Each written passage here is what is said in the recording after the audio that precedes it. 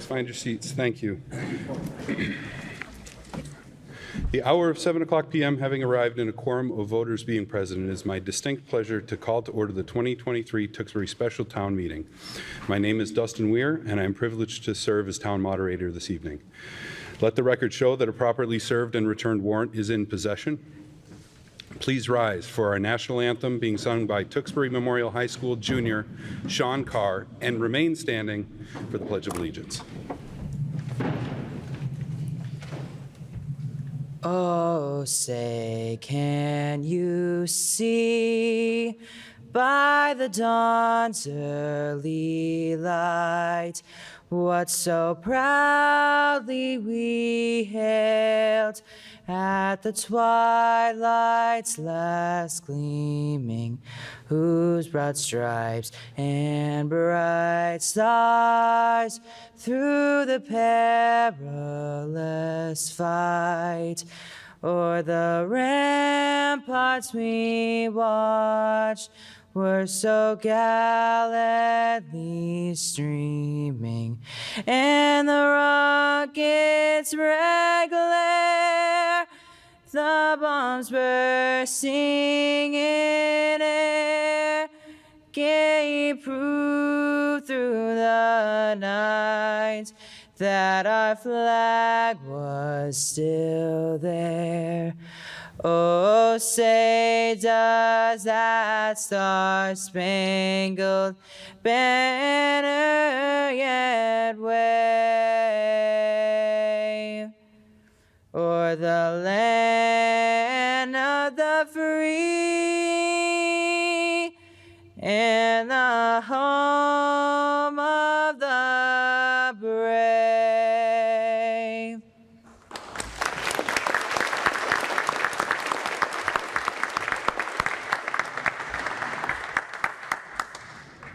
I pledge allegiance to the flag of the United States of America and to the republic for which it stands, one nation, under God, indivisible, with liberty and justice for all. Thank you. Please be seated.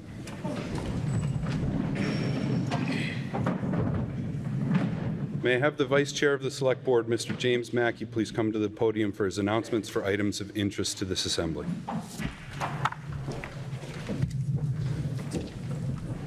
Thank you, Mr. Moderator.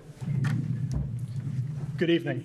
I've got two quick announcements for you tonight. First is I wanted to remind everybody about Cleanup Day, Fall Cleanup Day on October 14th. That is from 9 a.m. to 2 p.m. It's going to include textile recycling, tile recycling, and collection will be done at the food pantry. Additionally, the Friends of the Tewksbury Public Library is hosting a comedy night on Saturday, November 4th. That's going to be held at the Elks Lodge, 777 South Street, Tewksbury. Doors open at 7, and we will get you more information on where to buy tickets on the town website soon. Thank you.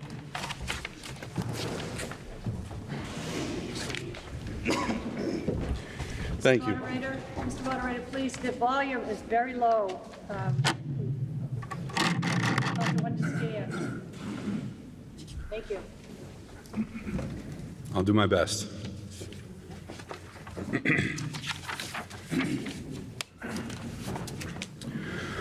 All right.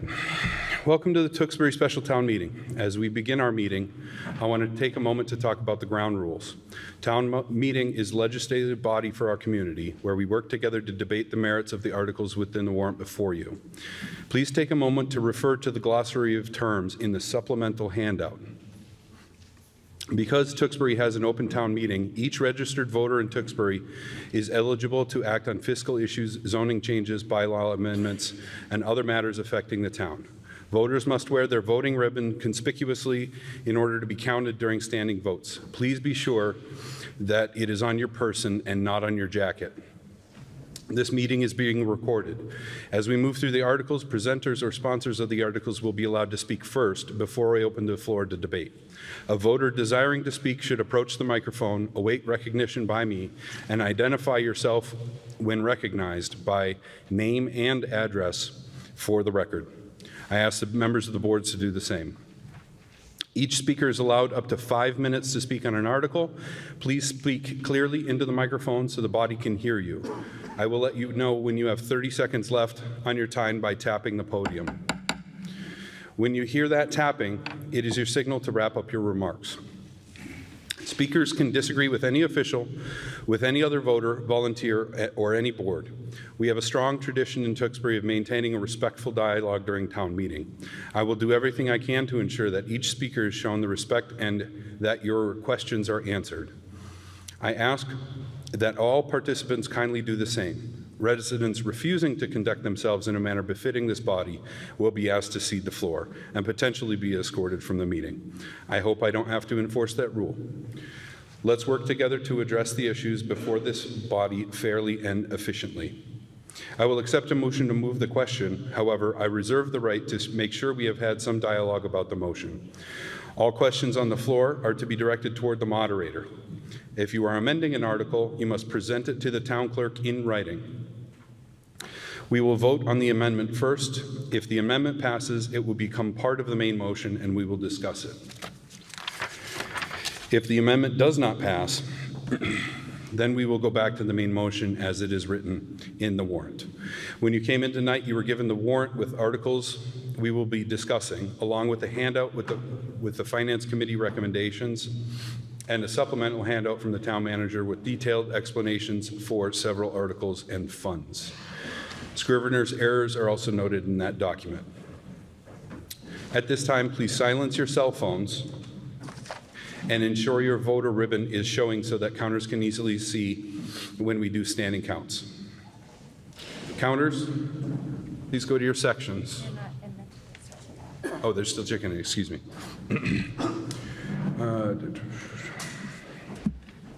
Ladies and gentlemen, please, when we are doing standing counts, please be sure you're paying attention to your counter, you make eye contact with them, and when they acknowledge you, you may sit down. Do we have anyone in the auditorium who is not a registered voter here in Tewksbury? Show of hands, nobody? Well, if I missed somebody, I welcome you to the town meeting. Visitors may attend the meeting and sit only in the reserved for visitors section to my left. That's my place. Media may sit in the visitor section or at the press table. For all of you that attend faithfully, I thank you for your continued presence this evening and your commitment to and involvement in this community. Sitting up here are the various boards of the town with elected and appointed members, including the Select Board, the Planning Board, Town Council, the Board of Health, department heads, the Finance Committee, and the School Committee, library trustees, the Shawshene Technical School Committee, and the Housing Authority. Please allow me to introduce the Chairman of the Finance Committee, Robert Kosmierski. Mr. Kosmierski will make the first motion on every article unless the Finance Committee is deferring to another board. Mr. Kosmierski, may I hear a motion to waive the reading of the warrant articles? Mr. Moderator, I move to waive the reading of the warrant articles. All those in favor of waiving the reading of the warrant articles, please say aye. Aye. All those opposed? The motion's adopted.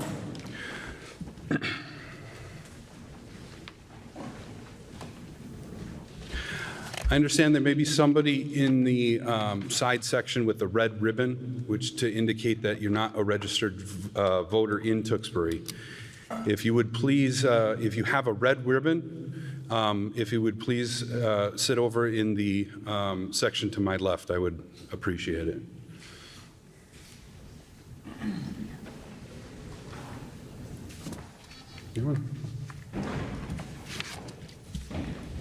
Non-voters are allowed to address the meeting without prior consent, are not allowed to address the meeting without prior consent. Typically, we hear from non-voters who are employees, volunteers, or advisors to the town. Mr. Kosmersky, may I have a motion to permit the following persons to address the meeting? Non-voter appointed members of any town or regional committees or task forces, non-voter employees of the town of Tewksbury, including the Tewksbury Public Schools and Town Council. Mr. Moderator, I move to allow certain anticipated non-residents to speak on issues including Assistant Town Manager Steve Sedgwick, Fire Chief Joe Kearns, School Business Manager David Libby, DPW Superintendent Kevin Hardiman, Town Engineer Andrew Stack, Town Council Kevin Feely, and others, some of whom may be asked to answer resident questions. All those in favor, please say aye. Aye. Any opposed? Motion's adopted unanimously.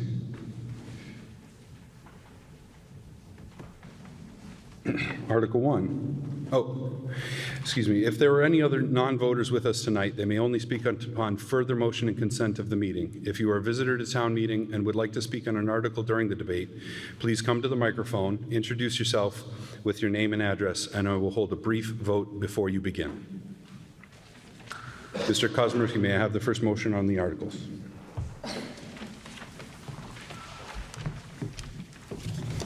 The Finance Committee moves to adopt Article 1, raise and appropriate $1,210,393 for the purpose of the article. Do I see anyone rising for debate? Seeing none? All those in favor of adopting Article 1, please say aye. Aye. Any opposed? The article is adopted unanimously. Go ahead. The Finance Committee moves to adopt Article 2, transfer $651,948 from certified general fund free cash for the purpose of the article. See anyone rising to debate Article 2? Seeing none, all those in favor of Article 2, please say aye. Aye. All those opposed? Motion's adopted unanimously. Article 3.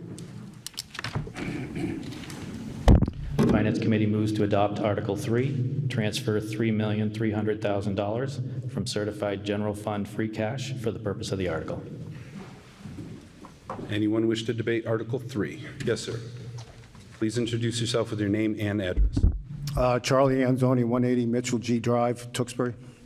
I'm just curious. I'm looking at. I know this has been an article that we've been working through to get through, and I'm just confused a little bit by why this is here, and also what are we getting? $3.3 million to relocate 11 people. That doesn't really make a lot of sense, so maybe someone can clarify that to that expense, since we're going to go into an era of recession. And I know the town manager's letter is pretty dooming as far as what's coming up in the near future. So I don't know who to direct that to. Mr. Montori?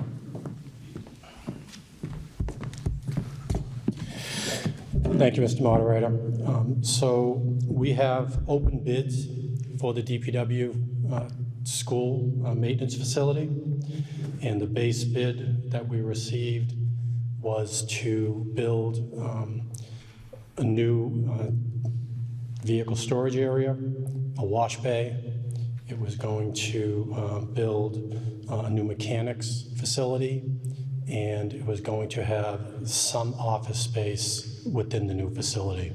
And it was going to provide some rehab to the current facility area for storage. There was no money placed in renovating the current facility for the offices that are in the building. What we did, because we weren't sure if we had enough funding, we added a bid alternate, or several bid alternates to the project's bid. The first bid alternate was to move all of the offices out of the current facility into the new facility. The second was to add vehicle storage, and the third was to purchase additional equipment for the vehicle maintenance facility. The bid alternate 1 came in at $2.9 million to move all of the offices out of the current facility into the new facility. And that's what we're proposing in this article. We're asking for the $2.9 million plus an additional $400,000 for contingency on the project. And this will allow us to move all of the offices within the DPW to the new facility. Anybody that's been in the DPW knows those offices are in no condition for people to work out of. They've never been rehabbed. They're not planned to be rehabbed. They're inefficient. The people in the space, it's not a good working environment. And this will allow us to move them out of what is a terrible facility into a new facility. And that's what this does. Is this a separate facility at 3.3 million? No, it's just an I'm just curious what we're getting for Yeah, 3.3. we designed and bid the project in a way that if bid alternate 1 was accepted, we would be able to add on to the facility easily to the area that we can put offices. So it's not a separate it's not a separate facility. It's an add-on to one of the buildings they'll be building for the new facility as part of the base bid. So does the 3.3 get added to the 23? It does. So that brings it up to 27? Correct. And I forget at the last town meeting, the appropriation was what, 29? 28. 28. 28, and that covered not just the bid, the base bid, but it covered engineering and design. It covered owner's project manager costs. It covered contingency and any soft costs. Is the contingency based on the whole project or based on just this section of the project, or? So we have a contingency on the whole project. That's part of the base bid, or with the base bid, this contingency is just for this part of the project. Okay. So I'm assuming this is going to go over based on what's going on in the economy as far as inflation and cost, and Well, we already we'll have- probably be back here again, I think. No, I don't believe so. We already have a bid in hand. This isn't a projection. We have bids. We have a contractor that's held his bid until after tonight's meeting. If it gets approved tonight, we'll sign a contract this week and give the go-ahead. So we have bids in hand. This isn't us estimating. Okay, thank you.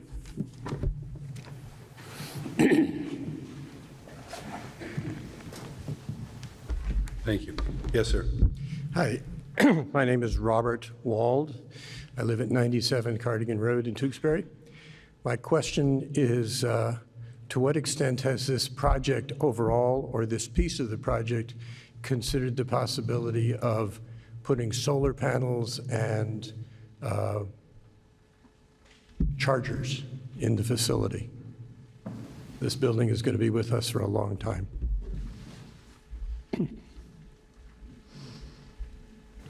Mr. Montori? So the building has been designed with energy efficiency, and we're getting incentives from National Grid to do the energy efficiency work. It's also designed to handle solar panels, and our plan, and we don't have a plan in this pricing to do that, but it's something we'll be able to do down the road. We also have charging stations currently at the DPW facility, and it's our hope to add more. So in the future, the building will be able to handle solar panels? It will be able without to hold, further if we reinforcement? choose to do it. Okay, good, thank you. Glad to hear it. Thank you. Any other debate on Article 3? Seeing none, move to the vote. All those in favor of adoption of Article 3, please indicate by saying aye. Aye. Any opposed? The motion passes unanimously. Let me take just one quick moment to remind you, if you're stepping to the microphone, please do a quick ribbon check. I have to be able to see it from up here just to make sure everything's good. Okay, thank you. Mr. Kosmersky. The Finance Committee moves to adopt Article 4, transfer $192,500 from sewer retained earnings for the purpose of the article. Any debate on Article 4? Seeing none, all those in favor of Article 4, please indicate by saying aye. Aye. Any opposed? Article 4 is adopted unanimously.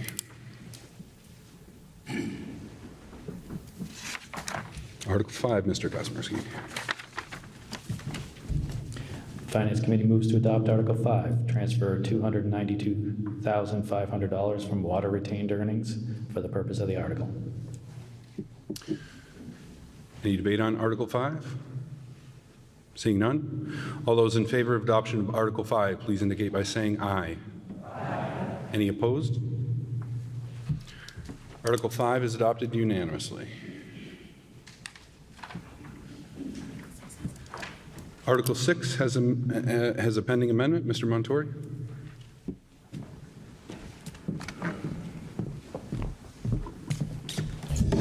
Thank you, Mr. Moderator.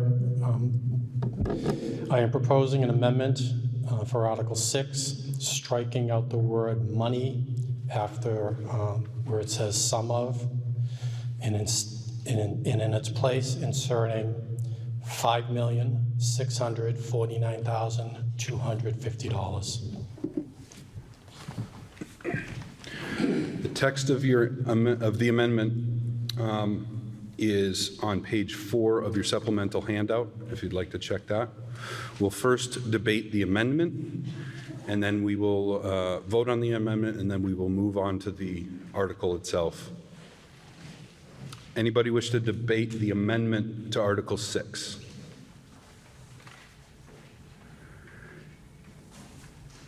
Seeing none, all those in favor of adoption of the amendment to Article 6 as printed in your handout, please indicate by saying aye.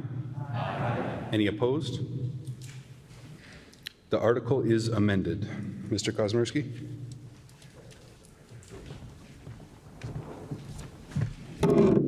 The Finance Committee moves to adopt as amended Article 6, transfer $5,649,250 from certified general fund free cash to the town stabilization fund. Thank you. I do want to point out that I'm calling the vote on the amendment unanimous, unless there's any objections. Thank you. Anybody wish to debate Article 6 as amended? Seeing none, all those in favor of adoption of Article 6 as amended, please indicate by saying aye. Aye. Any opposed? Article 6 is adopted unanimously as amended. Mr. Kosminski, Article 7, please. The Finance Committee moves to adopt Article 7, transfer $145,000 from overlay surplus for the purpose of the article. Anyone wish to debate Article 7? Seeing none, all those in favor of Article 7, please indicate by saying aye. Aye. Any opposed? Article 7 is adopted unanimously.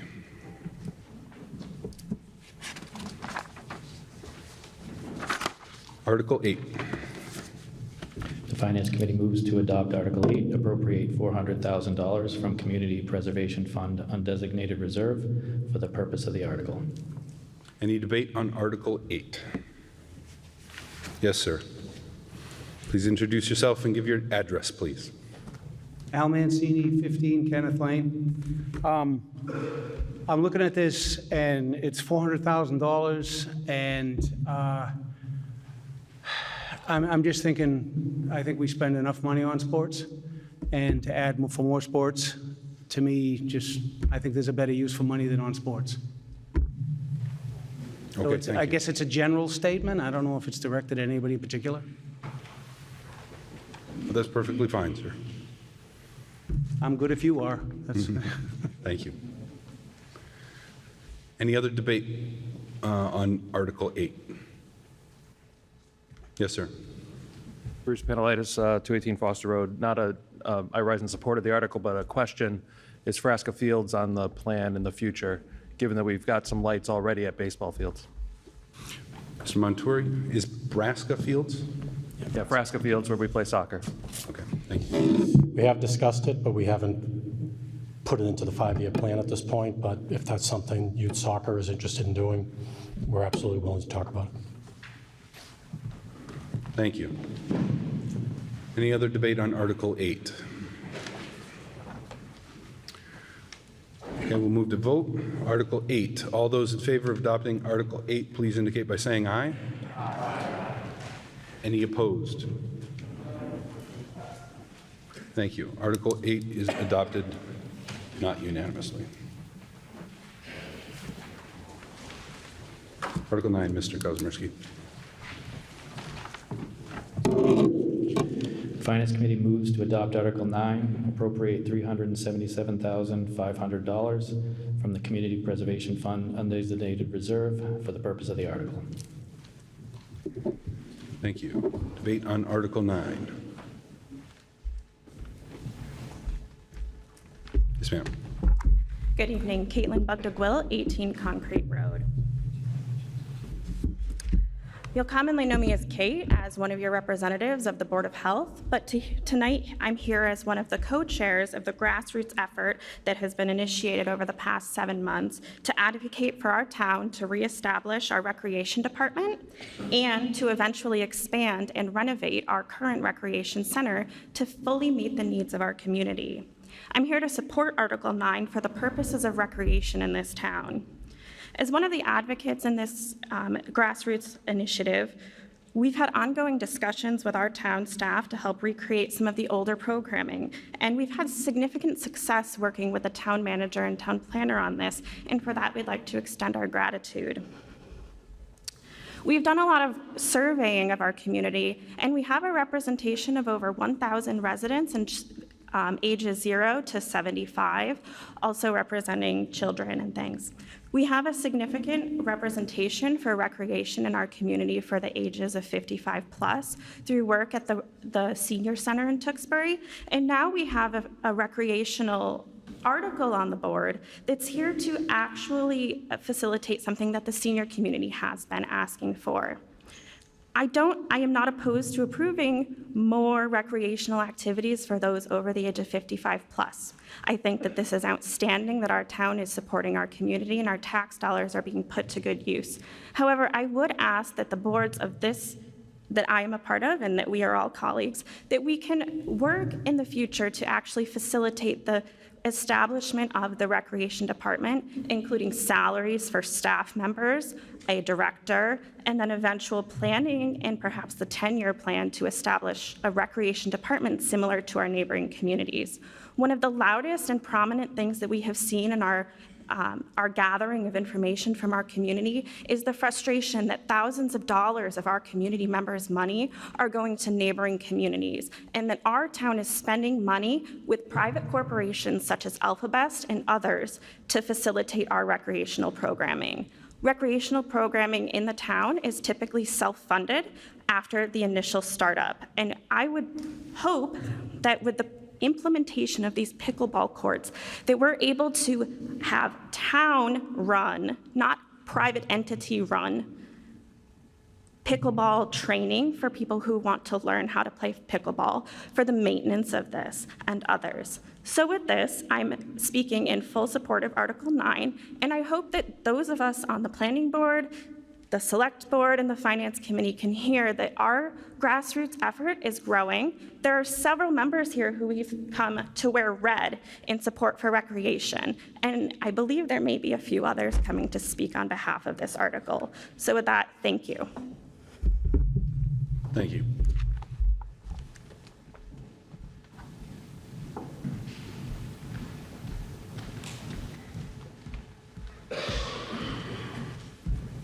Yes, ma'am. Hello, I'm Jennifer Dillon, 100 Tower Moore Drive. I live with my husband and my 4 children between the ages of 2 and 11. I'm speaking today in support of the Tewksbury residents that are advocating for more recreational programs for families similar to the surrounding towns by establishing a recreation department in Tewksbury. Some people may know me from my volunteer work for the nonprofit No Excuse Mom program, where I started a chapter in Tewksbury 9 years ago. We offer free workouts for community mothers and their children, and we've utilized the town's recreation spaces for many years to do this. My mission was to show community parents that you don't need to have a lot of money for private expensive programs to be able to get outside with your families and prioritize your health with physical activities, and to help these members discover activities that they personally enjoyed and find ways that that will help keep them mentally and physically healthy. Recreation is a fundamental human need and the essence of making lives enjoyable and fulfilling. Everyone should have accessible and affordable options to do this in their communities.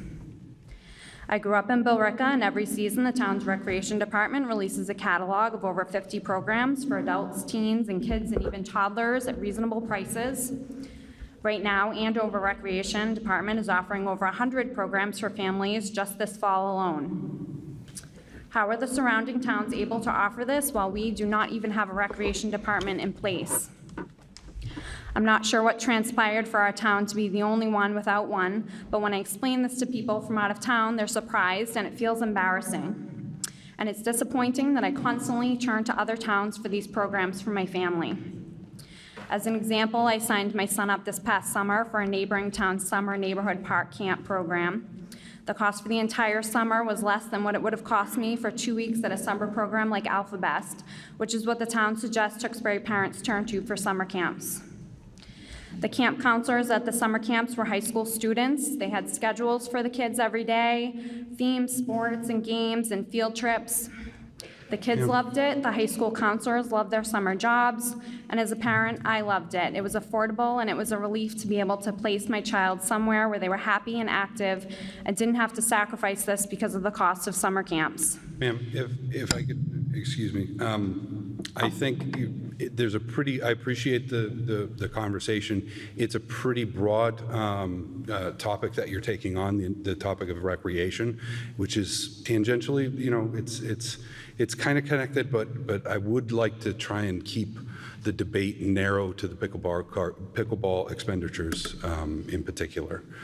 So I understand. Wrap up your remarks. But I'm feeling like that residents for recreation are not being heard right now. So that's why I'm taking this less than 5 minutes just to speak my mind about it. And I understand what everyone's suggesting is expensive, and but this needs to be something that needs to be worked out in order to develop opportunities that are comparable or exceed our neighboring communities. And while I fully support spending the money on Article 9 for the pickleball courts, I just wanted to point out that this is a sport that's newer in popularity, and many people don't even know how to play, and there are no town lessons, or at least none that I could find when I searched when several of my group members were expressing interest in learning how to play. However, if you go one town over at their rec department, you can go on, easily sign up for pickleball lessons right now, or join a pickup team for just $15. So while the courts are a step in the right direction, we need the programs to back up these spaces to justify them and utilize the recreation areas to their full potentials. So to conclude, I respectfully ask you to seriously listen to the Tewksbury Families for Recreation, look at the research they have done and figure out what can be changed so that Tewksbury can emulate the recreational offerings of our surrounding towns. That's all. Thank you. Thank you very much. Mr. Ferdinand. George Ferdinand, 56 Pratt Street. I stand in support of Article 9, but would ask all the boards and that have leadership in our town to consider. I have given the town give the land to the Boys and Girls Club of America and get the federal funding, and now during a time when we can do that. Thank you. Anyone else rising to debate or discuss Article 9? Yes, sir. Should I say my name again? Yes, please. Al Mancini, 15 Kenneth Lane. So is there a location for this already determined? It says East Street, but that's kind of vague. Mr. Montori?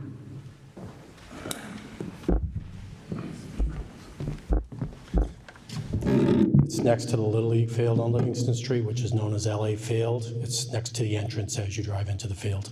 Okay, so it's already, there's no trees coming down then? There's some trees in that area and some brush that will be cleared out, but there's already an area next to the next to the road. Thank you. And thank you. Anyone else on Article 9? Seeing no one rise. Article 9. All those in favor of adoption of Article 9, please indicate by saying aye. Aye. Any opposed? The article is adopted unanimously.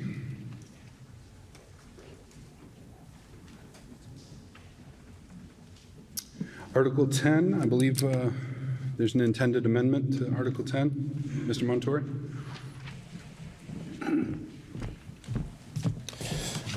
Thank you, Mr. Moderator. I would ask to amend Article 10 by striking the figure of $100,000 and in its place insert $70,699. Thank you. The amendment to Article 10 can be found in your supplemental handout.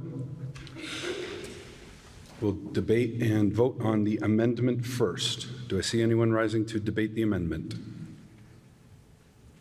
Seeing none, all those in favor of adoption of the amendment to Article 10, please indicate by saying aye.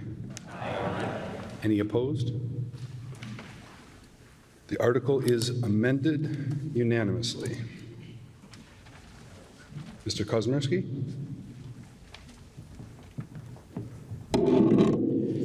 The Finance Committee moves to adopt Article 10 as amended, appropriate $70,699 from Community Preservation Fund undesignated reserve for the purpose of the article.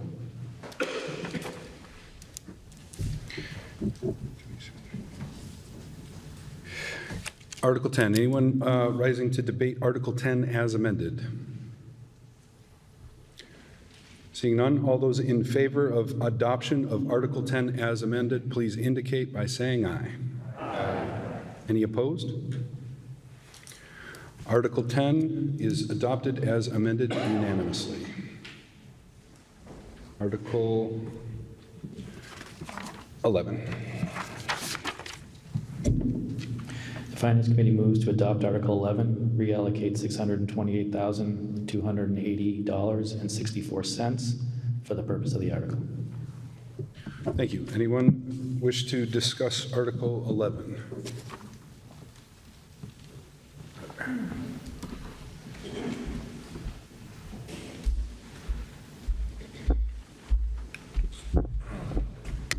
Patricia Muse, 551 South Street.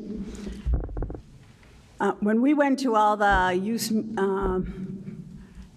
meetings for the elementary schools that we were getting rid of, we were told there was no money left in the budget to demolish those schools. Well, obviously, there was money left in the budget. So I know I got the answer at the Finance Committee hearing, but I would like to hear it again. Thank you. Mr. Montori.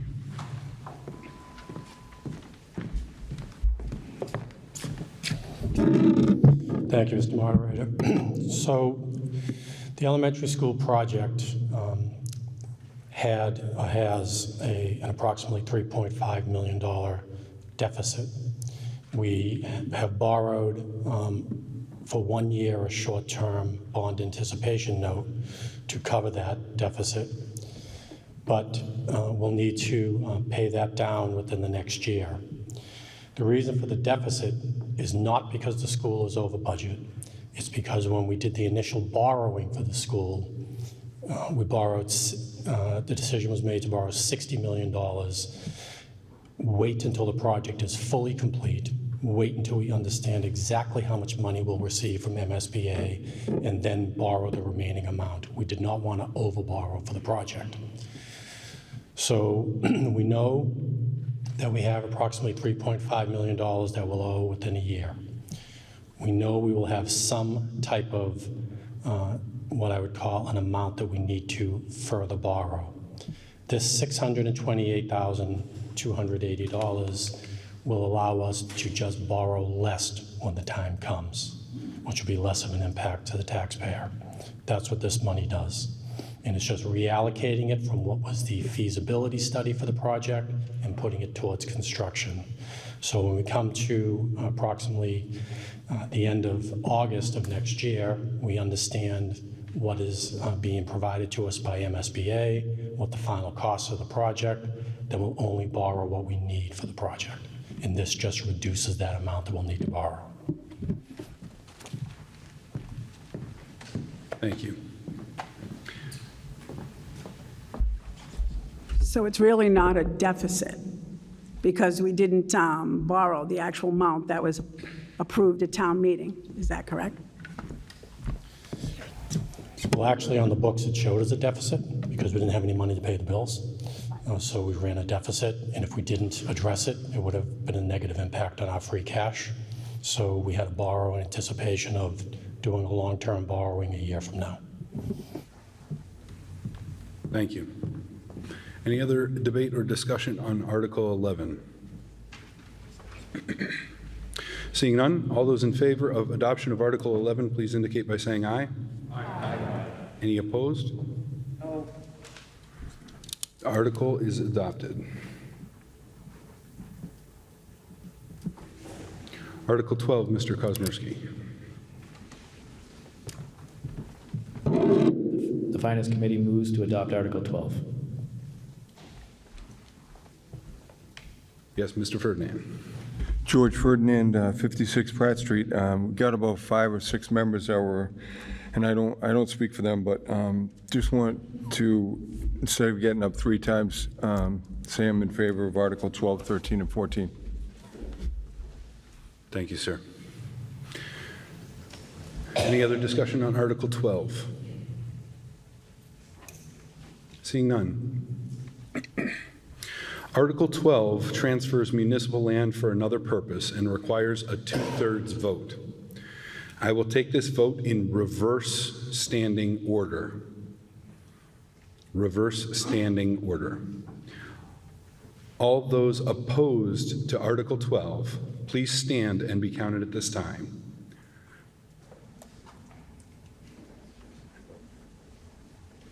Counters, please count. Please remain standing until the counters count.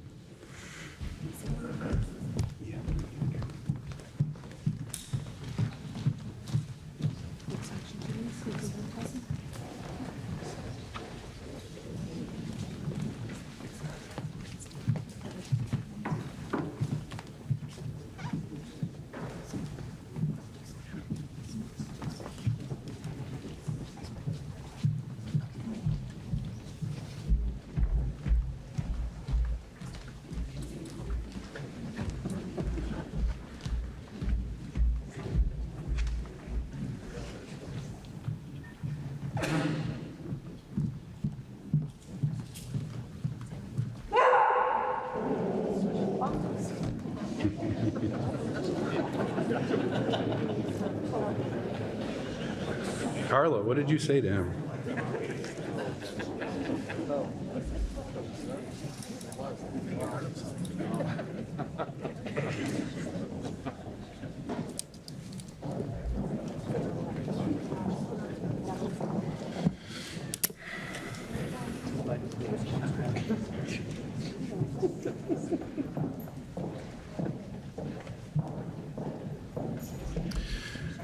Before I call for the yes votes, if there's anybody wearing, this is the last call for this, if there's anybody wearing a red ribbon, I need you to go sit in the visitors section to my left at this time, please. Thank you.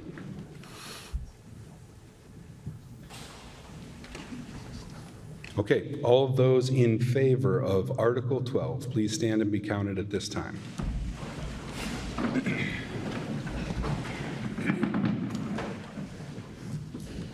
And please make sure your ribbons are displayed prominently.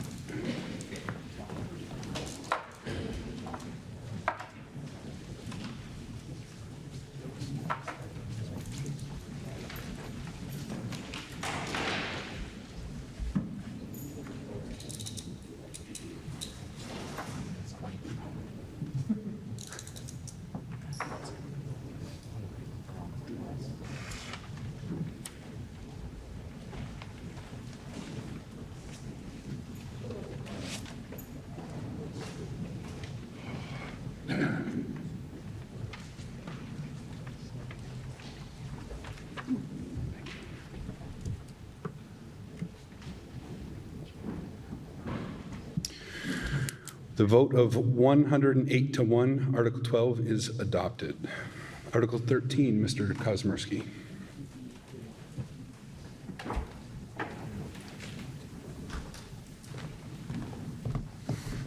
The Finance Committee moves to adopt Article 13.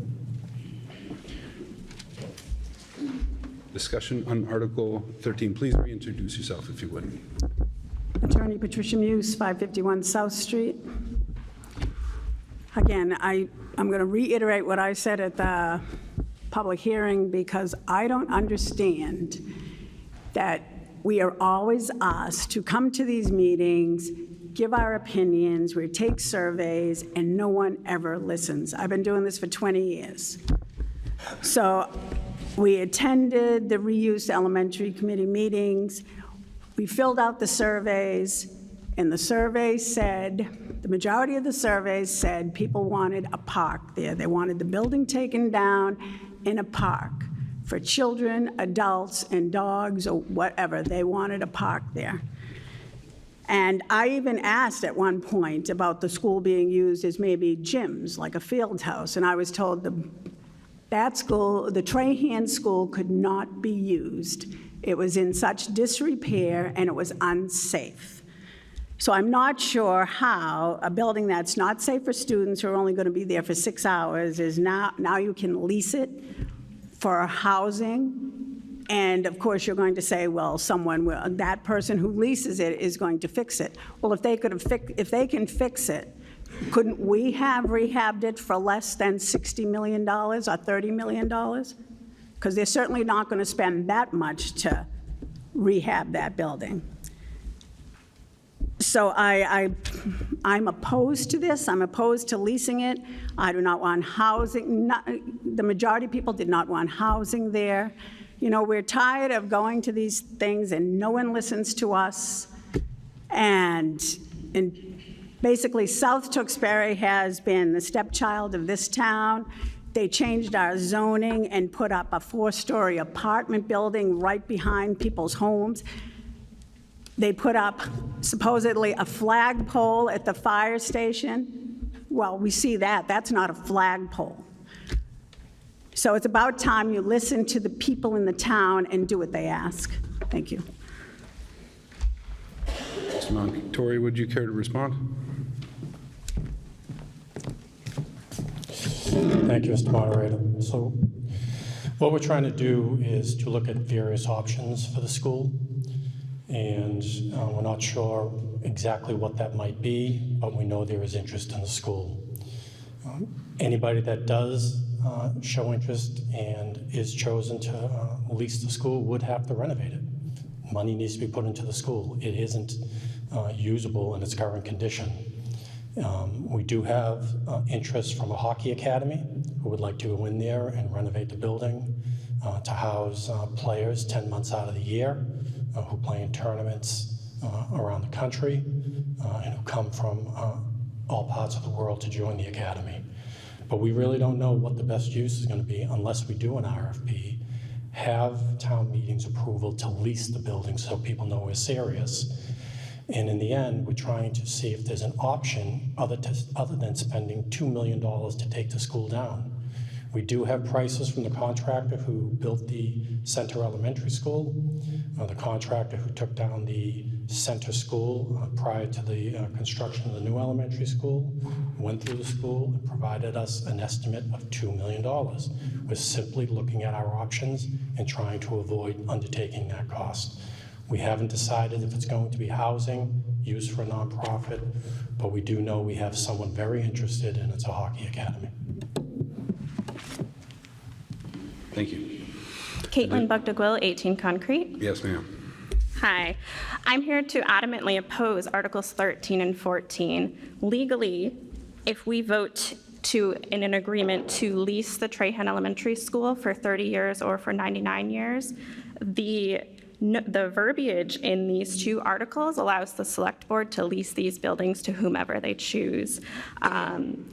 And I'm adamantly opposed to leasing these buildings to a for-profit hockey academy for housing. I would ask, have we considered contacting a YMCA or other not-for-profit who could potentially be using these facilities? Mr. Montori. Thank you, Mr. Moderator. We absolutely have talked to the YMCA. The YMCA has walked through both the North Street School and the Trahan School, and they may have interest in the North Street School. They're not sure yet, but they have walked through both buildings. We've had nonprofits walk through both buildings to see if they could be renovated for housing. There is interest in that. So there's interest in somebody leasing the schools, and this article would allow the selectmen to do a request for proposals, because you just can't give it to anybody. People would have to respond to the request for proposals. The selectmen would interview the people who respond, and they would choose someone if they think it's in the best interest of the town. If in the end no one's interested, or the proposals are not what the selectmen believe are in the best interest of the community, then we'll move forward to look to take the buildings down. And just one other note, one of the discussions we've had is that we believe that use of the school and the creation of a park can actually coexist. And that would be one of the requirements we put in an RFP. Thank you. Thank you. Additional discussion on Article 13. Yes, sir. Jonathan Ricker, 220 Cart Path Road. I just have a question as far as the process and the ultimate authority that we're looking to give the Select Board to be able to choose from the RFPs and act in what they feel is the best interest for the citizens of Tewksbury. And is there any other process that the citizens would be involved with to be able to sway that decision? Mr. Montori. I mean, we haven't gotten that far on how we would have input on the process. Obviously, all the Board of Selectmen meetings are open and public. If this article passes, the selectmen could come up with a process to involve public input on an RFP. They could talk about creating a citizens group to review the RFPs, interview people, and make a recommendation before they undertake any interviews. There's a variety of options they can take. It's just we haven't gotten that far yet. Okay. Is there a way that there could be a non-binding RFP where we don't give absolute authority to the Select Board tonight, and they can come back to town meeting and say, this is what we're proposing to do, and give the citizens an opportunity to vote on it? Yeah, that's not how the process would work. Okay. Unfortunately, I'm against this article. Thank you. Thank you. Al Mancini, 15 Kenneth Lane. So I'm with this young lady over here. Basically, I've filled out more surveys asking what I want to see in town that basically seem to have gone into the bin. And what I'm worried about is, and I've made this quite clear to the Select Board, to whoever will listen, is the nonstop construction in town is getting kind of ridiculous. And I'm pretty sure that if you lease this to someone, they're going to want to build something there, and dollars to donuts, it's going to be condos or some kind of living complex. And as I said, I think the traffic in town is getting pretty bad. And all these individual traffic surveys that say, no, this isn't going to influence anything, they're right. Their own standalone doesn't influence anything. However, if you throw 20 or 30 of them together, it does influence things. And all I'm saying is you need to think ahead on this, that if you're going to lease land to somebody, the developer's going to come in and the developer's going to do what the developer's going to do. And like I said, it's hard to drive in Tewksbury and not get stuck behind something. And there's not that many people that live here. Last check I had was 30,000, and it takes 20 minutes to go across town, half hour to go across town. I'm just saying. So I think if we're going to be adding more housing complexes at the North Street and the Trahan, and I know that hasn't been determined, but actions speak louder than words, and basically what we've seen is development after development after development. And as I said, as was said earlier today, it just seems like, I might as well be just yelling at this wall here, which I have done. And the thing is that's what I'm trying to get at, is it's frustrating when you're continually saying, I don't want more construction. Here's a new condo complex. That's all I'm saying, you know? And based on who's been moving into this town, that's what we're going to be looking at. So you might want to think about that. Thank you. Mr. Montori, would you care to respond? And sir, if you would just make sure I can see your ribbon. We're going to let Mr. Montori respond before I recognize you. Thank you, Mr. Moderator. This article and the article after this seek to get authorization to lease the buildings. We're not selling them. So the selectmen will have, and the town will have control over the property. The other thing is we're looking to renovate the facilities of the Trahan School. We're not looking to create any new development. The hope is to avoid the cost of knocking the building down, taking that the current building and renovating it. But regardless, we will have control because it's a lease. We will have control because we're going to have a request for proposals that will be very specific, what people can do, and it's not going to be just, here's the land, build whatever you want. Thank you. Yes, sir, on Article 13. Yes, Richard Cuco, 73 Emerald Court. Unless I'm mistaken, the Trahan School isn't zoned for any of those uses. Would that have to be rezoned, or, 'cause I don't think it's in the municipal district. Something we should be thinking about, if the article passes, maybe doing that at next meeting. Thank you.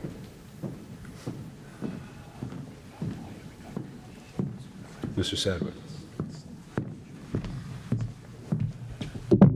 It is zoned for South Village, the South Village business, so that would be, some of those uses would be allowed. But we might want to broaden. But I think with all of the ones that the town manager has discussed, those would be allowable under the current zoning.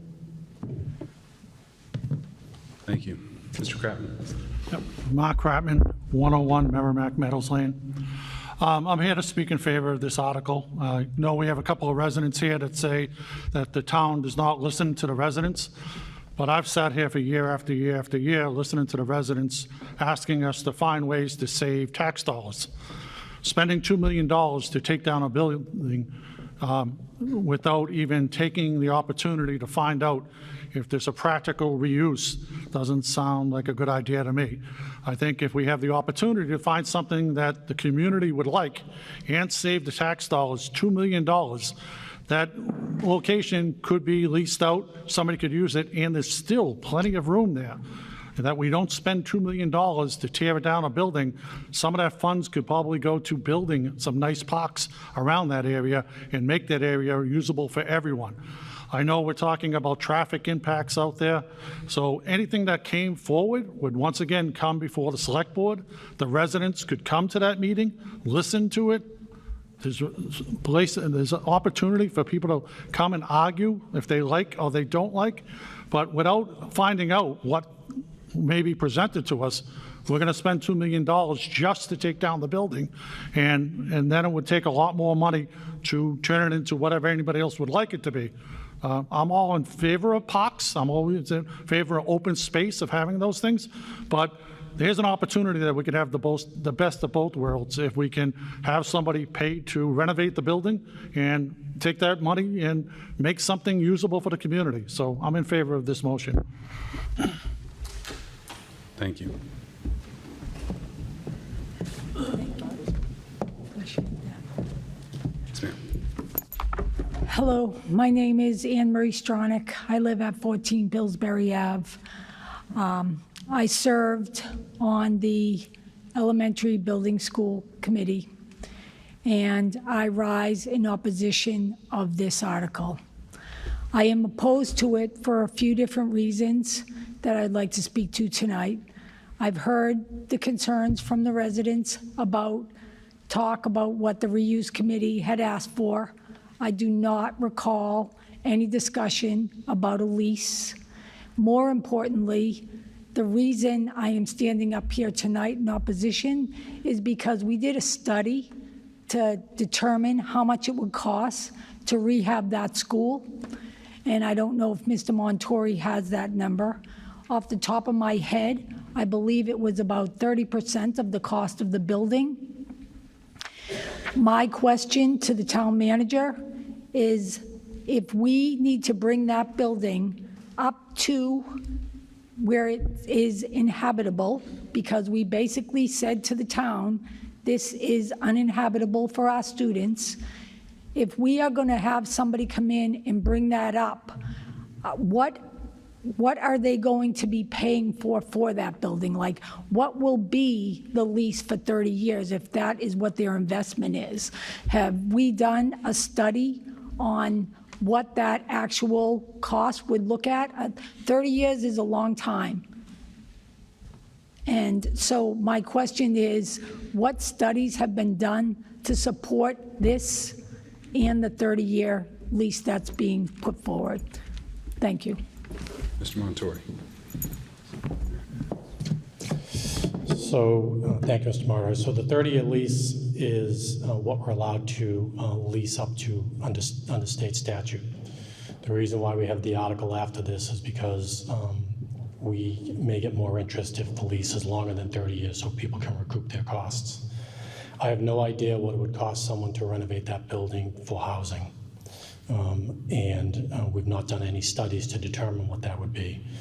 The whole purpose of this article and the whole purpose of doing an RFP would be to find out what people or what groups would do to renovate the building and if it's a good fit for the community. The plan is not to come to town meeting looking for any funds to renovate the facility or help renovate the facility. We want to put an RFP out to have a private entity come to us and tell us what they would do using their money. Thank you. Good evening, Jo Marie Buckley, 105 Star Avenue. Just two clarifying questions. It sounds like we have a hockey camp interested, and it sounds like we have a nonprofit looking for housing opportunities interested. Are there any other, my first question is, are there any other entities, potential tenants that have approached the town? And my second question is there any deadline as to having to demolish the school between now and May? Because I think I speak for some of the people in opposition when I say I would be much more comfortable granting this authority to the select board, knowing who the specific tenant is versus leaving it open-ended. Thank you. So there's no one beyond any of the items, ones that I've talked about. So those are the only entities. As far as timeline, there really isn't any timeline. We just thought we'd bring it forward so we can start the RFP process and do something over the winter and not let the schools sit and just be a cost and hazard to the community. But there's no deadline we're working on tonight. And I will say that the one deadline would be if the Hockey Academy wants to move quicker. If we don't take advantage of that, they will definitely go somewhere else. Patricia Muse, 551 South Street. Thank you. I just had two things, because I believe maybe I misunderstood the town manager when he was talking earlier. He said there's no thought about housing in that property, but actually, when he spoke at the planning board, not the planning board, at the finance committee, he said, in fact, there was someone looking to put affordable housing in there. And then my other thing is, $2 million, everybody says, oh my gosh, how can you spend $2 million? How much money did we spend tonight, and how much money are we going to continue to spend? They got $12 million in free cash, and they've probably spent almost $6 million already. Your taxes never go down, no matter what they do. Has anybody seen their taxes go down in the last 20 years? No, they never go down. They keep saying, oh, we're going to do this, and it's going to bring money in. But they always raise taxes. Mr. Montori, response? Thank you, Mr. Moderator. I'm sorry if I caused any confusion, but there could be, and there have been people that have gone through this school interested in putting housing. So that's definitely on the table. We need housing in the community. That's been talked about for a long time, especially affordable housing. So if I gave an indication that housing wasn't an option, I apologize. It's definitely an option. Thank you. Yes, ma'am. Hi, Susan Young, 1408 Whipple Road. I just have a question of clarification. So we keep talking about the building that would be leased, but the building is part of a 6.5 acre parcel of land, and I am curious to know whether or not all of that additional land is included in this, in these articles, or is it just the building and the land is going to have a different use? Thank you. Mr. Montori? Thank you, Mr. Moderator. So our focus really would be the school, the building itself, and if there's any other additional space needed for parking for whatever type of facility went into the school. Our hope and our plan and the approach we are going to take would be to try to lease the school while at the same time setting aside acreage on the parcel for a neighborhood park. That's the goal, to have both coexist. We're not looking to build on the additional acreage. We're looking to preserve what we can and create a park. Thank you. Yes, sir. Thank you, Mr. Moderator. Steve Johnson, 212 Merrimack Meadows Lane. I rise in support of the article for logistical reasons. The form of government we use meets every 6 months. If you do not give the authorization to the select board, they can't do anything for another 6 months. That's really not how the world works. You're going to ask them to have negotiations with people who want to sign up, wait for 6 months, just to find out if the select board might then get the ability to enter into a lease. That's not a reasonable thing to ask people in this day and age, to wait 6 months to find out whether or not they've wasted their last 6 months. And that's for any use, whether it's the one you like, YMCA, or whatever's been brought up as an alternative to what might go in there, any use. They cannot enter into this agreement without the authority to do so. We can only give them that authority every 6 months. There is no other way to do it. We have to come here because this is what we use in order to make this decision. So if you don't give them this authorization now, then anyone they're having any kind of conversation with has that hanging over their head the entire time. It's going to cut down on the number of people that are going to be interested. It's going to cut down on the number of people who are likely to put the kind of money you need to put into this, because they're waiting around for a very long time on a maybe. So all this does is give them the authorization. It doesn't make it happen, and because there is no specific project here, you're not authorizing a specific project. You're simply authorizing the ability to have those conversations and enter into an agreement should one that's good for the town come up, and not have to wait that long before someone gets an answer. Thank you. Thank you. I would ask if there's anybody considering speaking on the article that has not spoken yet, please come to the podium. You kind of have right away before we let people take a second discussion. Thank you. Ms. Stronach. Thank you so much. Anne Marie Stronach, 14 Pillsbury Ave, for the record. I have a question with regards to the article and potential amendment for tonight. I want to know, we just voted Article 12, which gives the authority and turns over the building to the Board of Selectmen. Sorry, the Select Board, my apologies. My question is it possible for tonight to remove the period, the lease part of this, and mimic number 12 to come back? And what impact would that have if that were something that I put forward as an amendment? So to amend any article, Article 13 or otherwise, we do have to have the I can do wording that of in the writing. amendment, in writing. I don't see any of the board members rising to respond to the idea, so if you're able to present that amendment in short order before we move to a vote. I'm going to do that. Okay, thank you. We don't have legal counsel to tell me what the impact of that would be? There's no legal counsel here tonight that can answer that question? We do have town council. I just want to know the difference between those two statements. taking out the lease Mr. Feely, you understand the question? relative to Article 12. I'm sorry. I want to make sure I understand what I'm doing. I think so. So through you, Mr. Moderator, the question is removing the phrase, or removing the word lease from Article 13?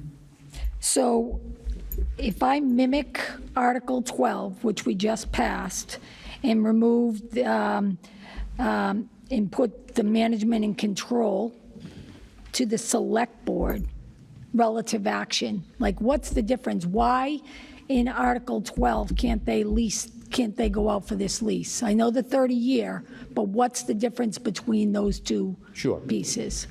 I understand the question now. So there are two primary reasons. One is the duration of a lease. So they would be able to enter into a very short-term lease. The issue is the reason for 30 years in this article and 99 years in the next article is that, as has been discussed, it will be costly to renovate the buildings, and lenders require town meeting vote, and in the case of the next article, a home rule petition approved by the legislature to authorize a longer period of term so that it makes it cost-effective to enter into the lease with the town. So that its duration would be the key difference. Duration is the key. Yes. Okay, I'm going to take a moment to write that amendment, Mr. Moderator. Okay, thank you. Bruce Panelitis, 218 Foster Road. I rise in support of this article and the next one. We elect the select board every year. This is the only way for us to proceed with this. Is it my understanding they could sell the land after Article 12 is passed? Is that correct? Mr. Montori, the questions. Sorry about that. Now that Article 12 is passed. So the question was, since Article 12 was passed, the select board would now have the authority to sell the property. No, you still have to go to town meeting to. We have to go to town meeting. Okay, thank you. Either way, I support the select board to make a decision for us. That's why we elect them, and we can get rid of them if we don't like what they do. Thanks. Thank you. Caitlin, yes, hi. 6 months isn't that long. I had trucks backing up in my yard at 5 a.m. for 6 months straight over the course of 2 years. So in the grand scheme of things, coming back to town meeting with the select board coming with a lease in hand is actually, 6 months isn't that long. So I think that argument made by the planning board member is a little bit intimidating to people on the floor. We have the power here as the people, and we should not give up that power, should we, on the basis of the select board having 6 months to make a decision. Thank you. Oh, and finally, we have granted the authority to the select board. That is a huge enough statement to any potential lessee who would want to enter into an agreement. I would posit that they need to come to the select board with a plan that shows good faith in what the town has asked before we vote on this article and pass this. Thank you. Yes, sir. Tom Lynch, 104 Boston Place. I support the article. Like the gentleman said, we do elect the select board every now and then, so if you guys do a bad job, we can kick you out. And I'm not afraid of seeing like construction or traffic in town if things are being built. For one thing, like if there's a big, good infrastructure project for the town, that's fine with me. I'm a voter. I'll support it, just to let everybody know. And the other thing, did I have an idea? Yeah, if you demolish a building, it's kind of costly to reconstruct something there because you got to bake a bunch of more cement. You got to bring in the steel. You got to fuse everything. That's costly for the environment. That's costly for like resources. It'd be nice to have somebody renovate the place so we don't have to just knock it down and waste things. So that's why I support the article. You know, we'll have a chance to say no and we don't like you if you do a bad job. So I support the article. Thank you. Thank you. Sorry, Bruce Panelitis again. I just wanted to clarify, specifically supporting what Mr. Johnson said earlier. Nobody is going to be interested in bidding on a property to invest any kind of money, not because of the 6 months, because it might come back to us, and we may decide, you know what, never mind, you can't do that. And they've wasted 6 months, investment, planning, engineering. There are significant costs for that to happen. So if we don't give them this authority, then we should simply sell the land, because there is no way anybody is going to come in and do anything for this property unless we give the authority to our elected officials to do what they need to do. Thank you. If I don't I see nobody else rising to speak. Yes, sir.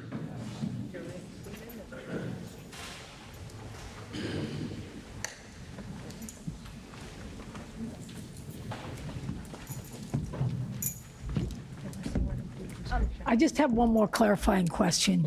I'm sorry. If we could, the gentleman hasn't addressed the assembly yet. Yes, sir. Thank you, Mr. Moderator.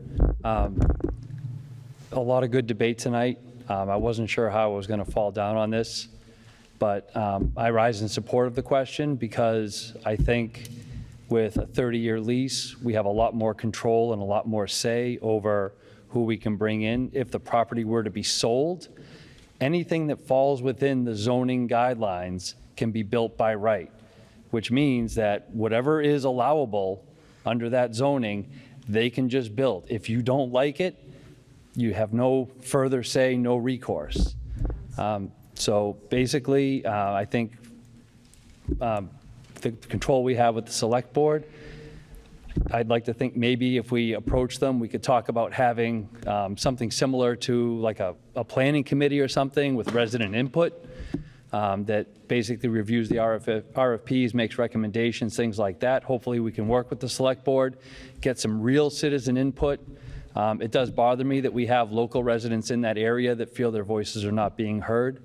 I think that's an easy fix for our select board to extend a hand and bring them in and give them a real and equivalent say so that they have some control over what's being built in their backyard.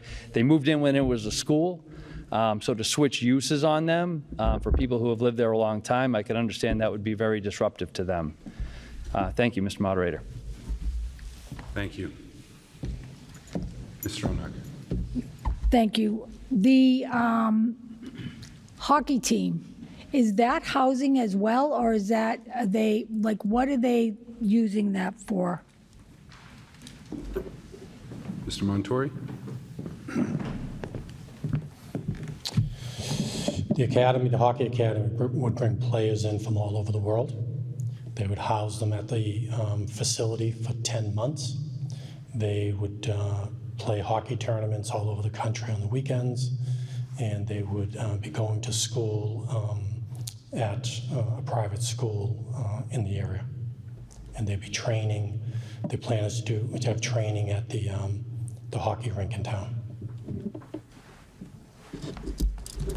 Okay, Thank you, Ms. Stronach. I have my amendment. You have your amendment? Yep, do you want me to read it? Please, please bring it to the front.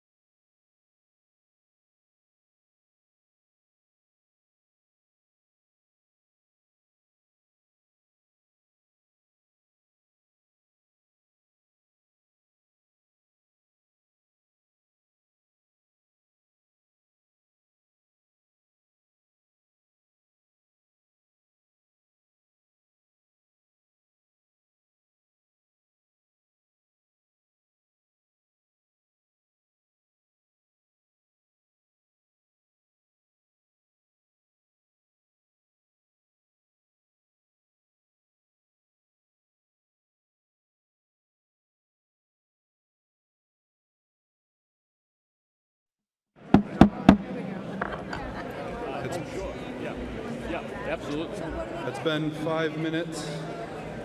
If we could all return to your seats, please. Ms. Stronach? Ms. Stronach? Stronach? Ms. Stronach? Yes. Okay.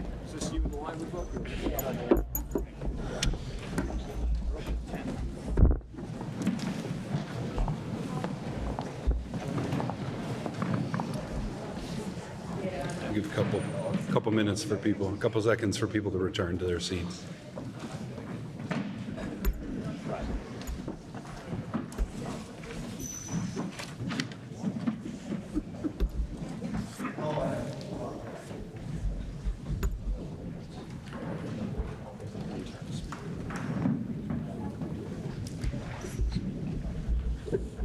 Ms. Stronach, during the break, I understand you'd had some discussion. Would you like to discuss your current determination on your amendment?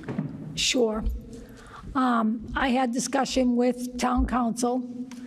My amendment was to put at the end of the article that if the town, after they go out for their putting their toe in the water to see who's interested, that they would have to come back to the town to approve the actual lease of who they want to engage with.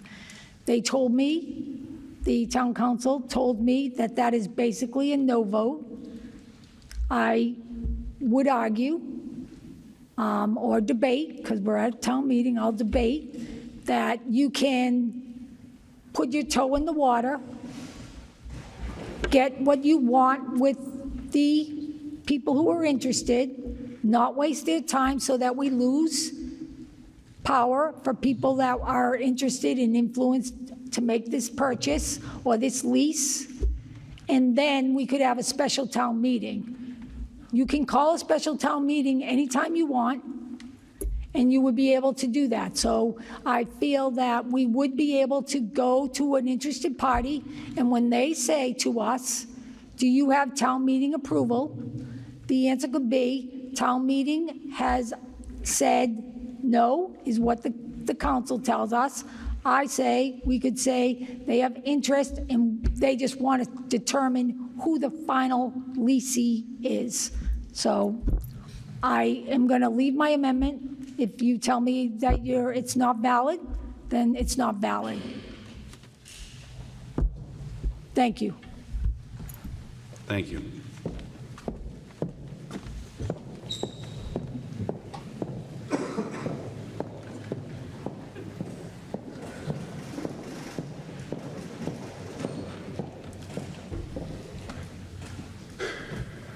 We are going to continue with the amendment. I'm going to allow the amendment. It says, after the text of, excuse me, Article 13, it adds, the entire text of Article 13, as I understand on this, is to remain the same, with the addition of, and return to town meeting to propose a lease agreement. And return to town meeting to propose a lease agreement. Now, since we have a amendment to Article 13 on the floor, we're going to debate the amendment only. Sir, are you rising to debate the amendment, please? Good evening. Yes, I am. Keith Sullivan, 67 Dewey Street. Although I appreciate the amendment, I think it sets a terrible precedent and it undermines our elected officials' authority. It's very difficult, obviously, to be a government official. Elections have real consequences, and tonight's one of them. I think if we're going to set an amendment because anyone, and I don't know if this is the case or not, but it could be the case in any town meeting, stack the room and say, well, we're going to undermine our elected officials' authority and don't let them do their job in spite of the, I know only probably 2,000 voted, but these 5 select board members represent our 20,000 people only when 2,000 voted. So I rise in complete opposition on principle alone, and the fact that I really believe it undermines what our elected officials are here to do. Thank you. Thank you. Additional debate on the amendment itself, please.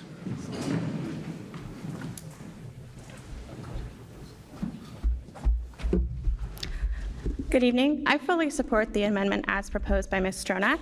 I think this keeps the power with the people and also allows our elected officials to toe the water, so to say, and to find lessees who would be willing to work with what the town wants for this property. Thank you. Thank you. Sir, on the amendment. Sean Carr, 9 Catamount Road. I support this amendment because, first, I do believe we need to find ways to bring revenue into this town, but I think it's terribly important that we remember the people who live in this neighborhood. This is something that they cherish, and if we put the decision of what goes in there in the hands of just 5 people, yes, we trust their decisions. At the same time, this is their home. I believe they should have a right to decide what's going to be put in next to their home to, because let's say, I'm very nervous, please excuse me, but in all honesty, this is their home, and they should have at least some say in how the revenue is made. And we should definitely have revenue on the table, but they should have some say in who's going to be let into their, basically into their backyard, into their home. There's a lot of construction over there right now, and I live on the opposite side of town. I've got a nice neighborhood. There's plenty of space, but there isn't a lot of space over on that side. And I truly believe that if we're not going to restrict the timing on the vote, you guys will be able to have anybody bid and present it to the people and let the people in the neighborhood have that opportunity to decide. Thank you. Yes, sir. Thank you, Mr. Moderator. Steve Johnson, 212 Merrimack Meadows Lane. The reason I rise against the amendment is it's redundant. Article 12 gave the Select Board control over this. By limiting the language in the lease article, you're basically giving them no power to do anything, which they could do with Article 12. You're having conversations about having conversations. They can't enter into any agreement because the agreement is still pending a decision made at some point at town meeting, whether it's annual, special, or special town meeting, of which I've never seen one. I don't know who here has a special one, where you call one of these for just one thing like that, which has, of course, its own cost involved. And, you know, the turnout here for the 2 that we do as it is this. So, you know, you're now asking to have a special that is not even in the normal calendar to have people come and show up for one thing because you just wanted to not give the Select Board the ability to do what the article was intended for, which is to be able to negotiate with someone and enter into an agreement. All they can do now is talk to someone. They have no power to do anything. And it's still talking about a group looking to expend money, come up with plans, come up with designs, whatever it is, to then submit all those things and then still have no idea what's going to happen and when it's going to happen, because you're talking about possibly having a special town meeting, or you're talking about waiting 6 months, up to 6 months, to have one of our scheduled town meetings before you're going to tell them whether or not the Select Board is going to have the ability to actually do the deal with them that they've been talking about. It's redundant. Don't even bother. You might as well just defeat the article and leave the Select Board with what they have in Article 12, if that's what you're doing. Because right now, you're basically hamstringing the article to the point where it does nothing. So it's pointless. You can pass it, or just defeat the article. Like, I mean, it doesn't make any sense. Like, what you're doing to it now accomplishes nothing. Thank you. Thank you. Jonathan Rickard, 220 Cart Path Road. Although I applaud the initiative to try and compromise, it's obvious that some of the citizens here have a concern with giving the ultimate power to the Select Board, myself included.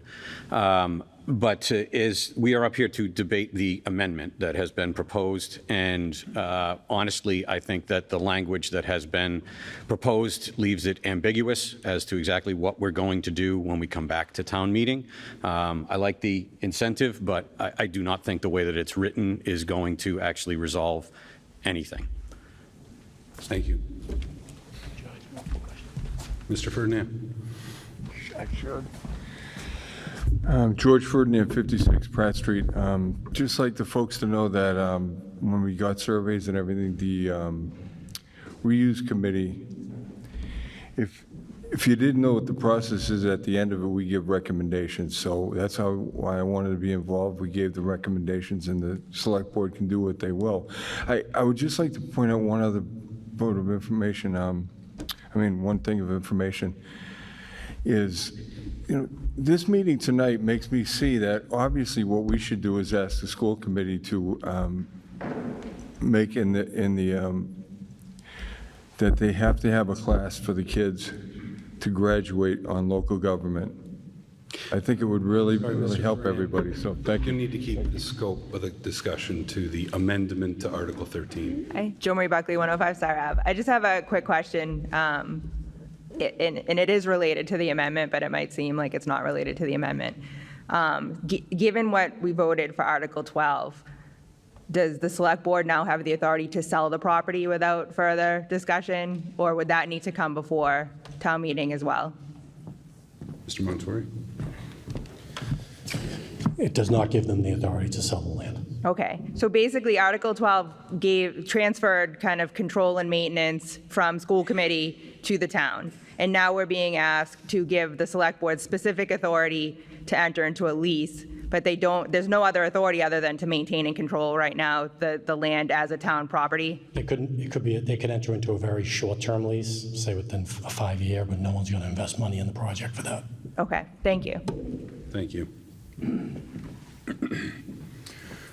Okay, on the amendment to Article 13, again, the text of the amendment is to add to the end of the existing text of Article 13, return to town meeting to propose a lease agreement. All those in favor of amending Article 13 in this way, please say aye. Aye. All those opposed? Nay. The noes have it. The amendment fails.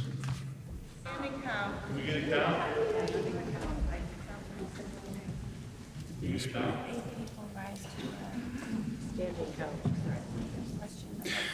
8. If we have 8 people that rise to question the vote, we'll go to a standing vote. 1, 2, 3, 4, 5, 6, 7. Please be seated. Ma'am, Where's that? we're, I should sit down? we're taking the vote on the amendment to Article 13. We're still in that process. That's what I wanted. Okay. Seeing more than 8 people rising to question the voice vote, we are going to go to a standing vote. We're going to do this in normal order. Yeses first, noes later. Okay. All those in favor of amending Article 13, this is just the amendment to change the article, please rise and be counted at this time. Please make sure your ribbons are fully displayed, and please watch for your counter and sit when they indicate they've counted you.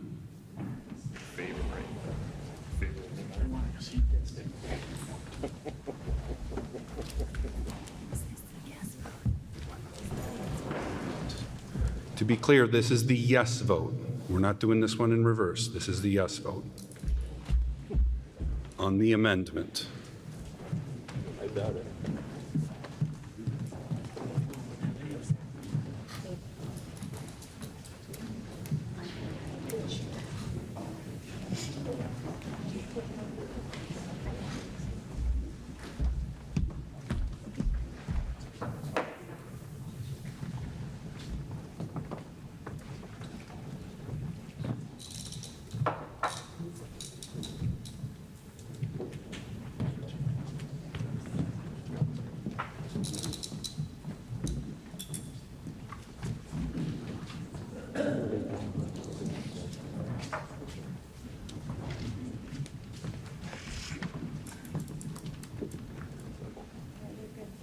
right. All those opposed to the amendment, please stand and be, and give the counters a little bit of time. I'm moving a little quick on here. All those opposed to the amendment, please rise. Make sure your ribbons are displayed and be seated when your counter clearly indicates they've counted you.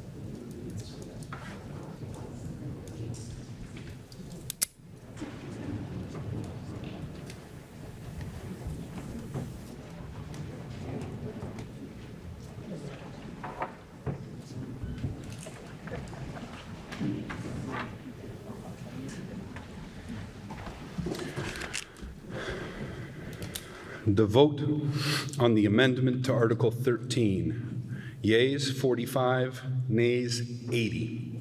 The amendment fails. We'll now return to Article 13 as it is originally written in your warrant. Seeing no one rise, I also feel like we've had enough debate on this particular article, so I am going to move the question.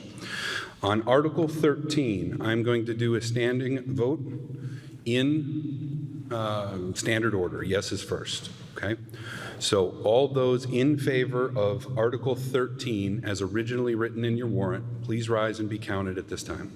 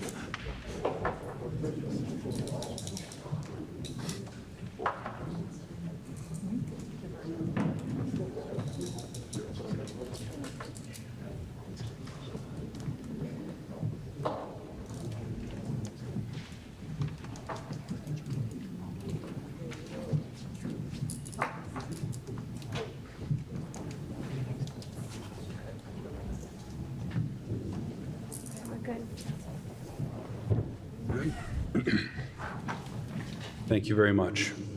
All those opposed to Article 13 as originally written in your warrant, please stand and be counted at this time.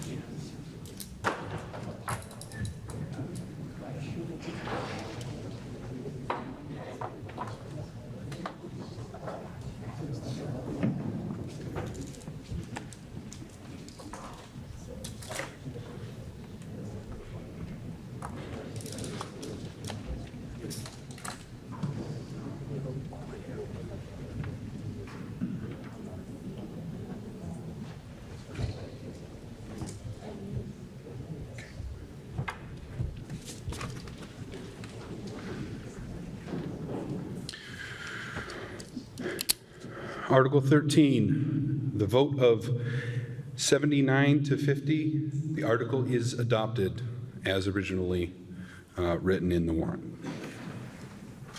So that's a yes. Article 14, Mr. Kozmowski. The Finance Committee moves to adopt Article 14.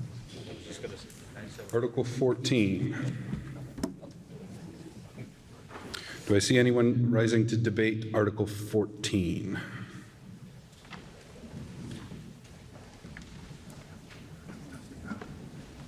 Seeing none, all those in, we'll do this by voice. All those in favor of Article 14, please indicate by saying aye. Aye. Any opposed? No.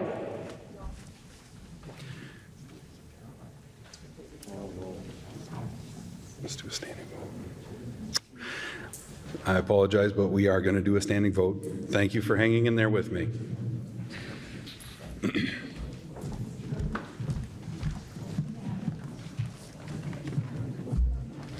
All those in favor of Article 14, please stand and be counted at this time. Yeses. These are the yeses to Article 14. Love voting for things.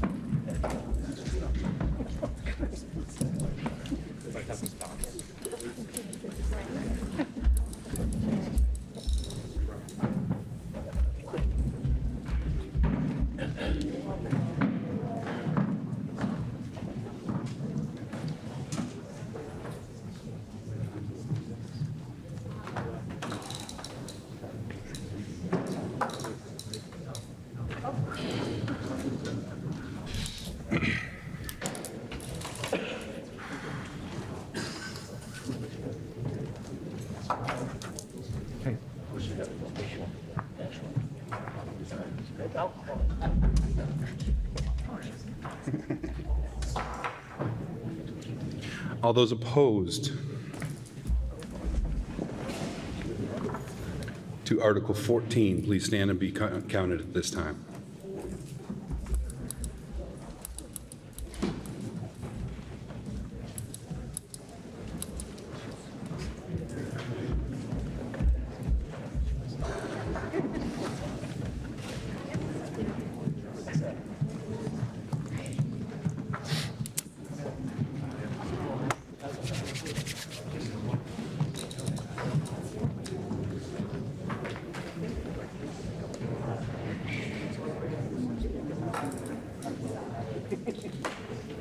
Light makes right by him, sorry. I'm gonna work on Ricky.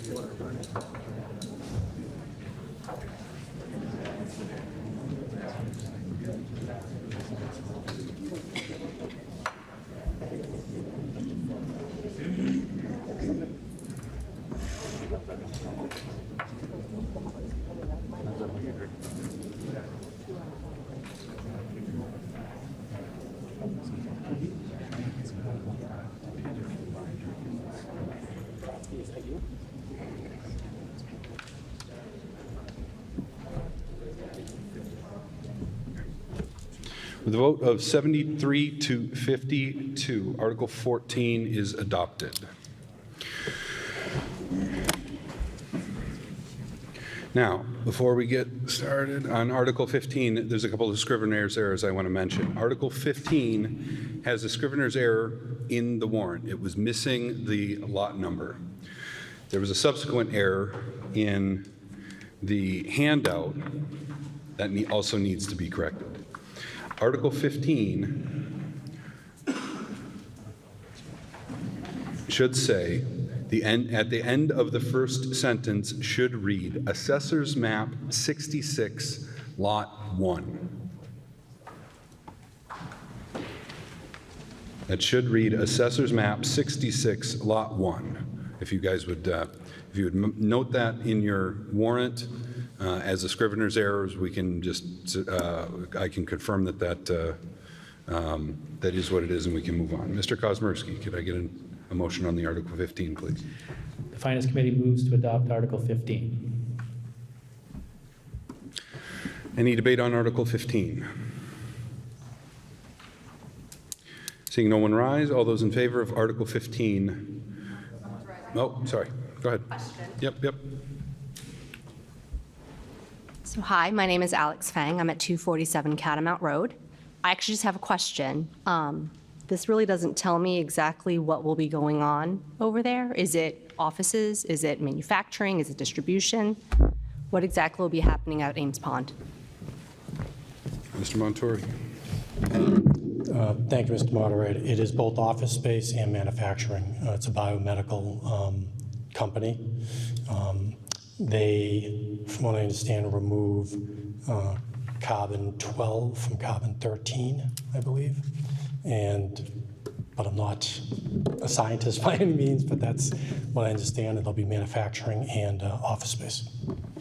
And so part of the $40 million renovation will also be the way they do waste management and making sure none of this happens to leach out into the environment? Clean room, everything. It'll encompass everything for that one building. It's only for the one building. Okay, thank you. Thank you. Mr. Panelinitis. Bruce Panelitis, 218 Foster Road, just to make sure everybody's not worried about it. Just because it says isotope, it's not radioactive. They already work in town, and they're moving to a different, bigger location. This is exactly the kind of business we want to support, and it's perfectly safe. Thank you. Any other discussion on Article 15? Seeing none? All those in favor of adoption of Article 15, please indicate by saying aye. Aye. Any opposed? No. The article is adopted.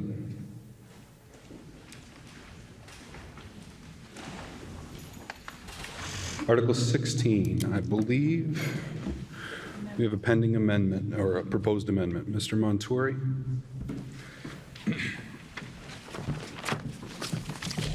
Thank you, Mr. Moderator. There is an amendment to the article, and I'm proposing to amend the article to delete Melrose Ave, Assessors Map and Block 316, parcel acreage .06, parcel designation use conservation. I'm also amending the article to delete Melrose Ave, Assessors Map and Block 3-22, parcel acreage 1.2 acres, parcel designation use conservation.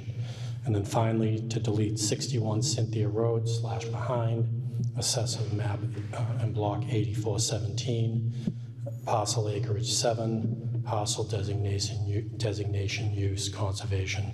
And the reason for the amendment, we still need to work on the title and deeds for these parcels, and once we do that, we'll bring them back for town meeting approval. The amendment to Article 16 can be found on page 4 of your supplemental handout. Any debate on the amendment only to Article 16? Seeing none, all those in favor of adoption of the amendment to Article 16, please indicate by saying aye. Aye. Any opposed? The amendment is adopted unanimously. Mr. Kazimierski? The Finance Committee moves to adopt Article 16 as amended. Article 16, anyone wish to debate Article 16 as amended? Seeing no one rise. All those in favor of Article 16 as amended, please indicate by saying aye. Aye. Any opposed? Article 16 is adopted as amended unanimously.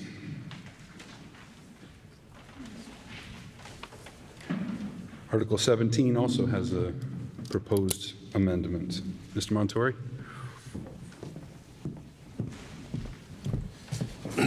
Thank you, Mr. Moderator.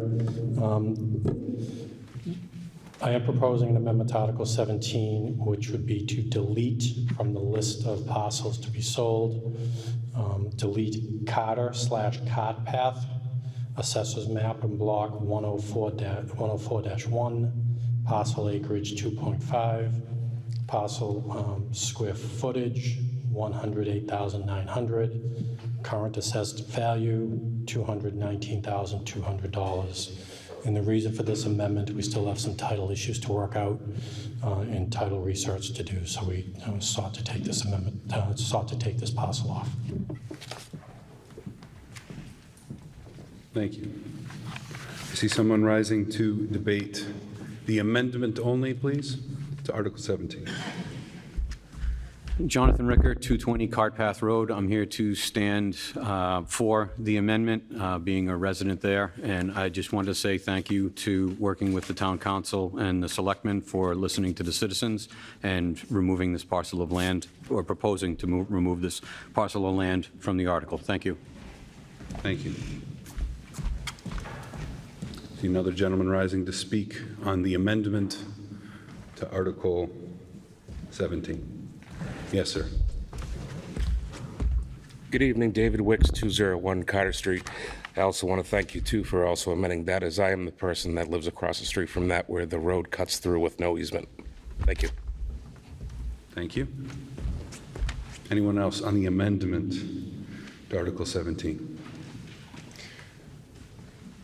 Seeing none, all those in favor of the amending Article 17 as shown on page 4 of your supplemental handout, please indicate by saying aye. Aye. Any opposed?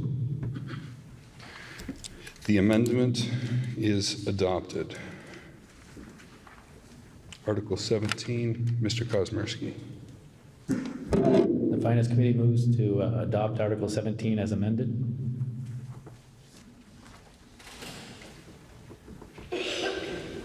The amendment did pass unanimously. Article 17 as amended. Any debate on Article 17 itself as amended? Seeing no one rise, all those in favor of adopting Article 17 as amended, please indicate by saying aye. Aye. Any opposed? Article 17 is adopted unanimously as amended. Article 18 has a scrivener's error. I should just like to point out in your warrant, Ballard Road should be Ballard Street.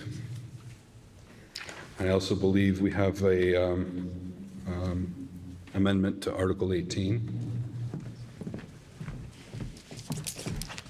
Thank you, Mr. Moderator.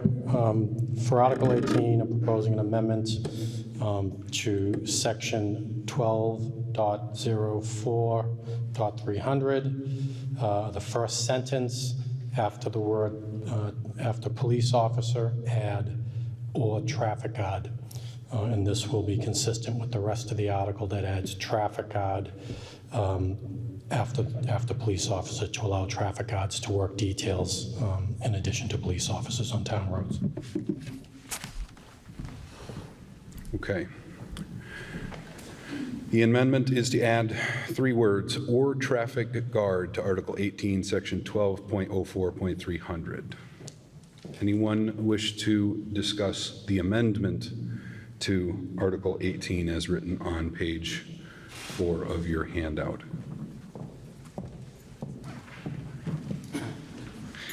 Seeing no one rise to debate the amendment to Article 18, all those in favor of amending Article 18 according to the handout, please indicate by saying aye. Aye. Any opposed? No. The article is amended. Mr. Kosmersky.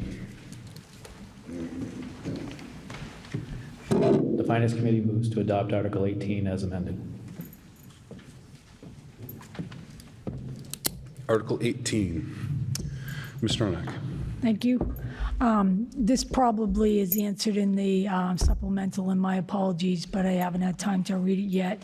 It's my understanding that the changes in this article are in italics, so I'm just curious if you can tell me the difference between a police officer and a traffic guard, and how that, if there's a salary differential in that as well. Thank you. Yes, Chief. Thanks for the question.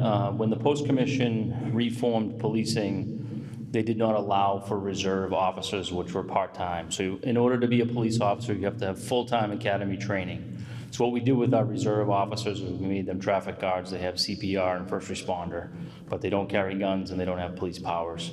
So how we do it now is the officers get the first pick, and if they don't get them, they then go to traffic guards. Otherwise, those details would go unfilled, and then work wouldn't get done in the community.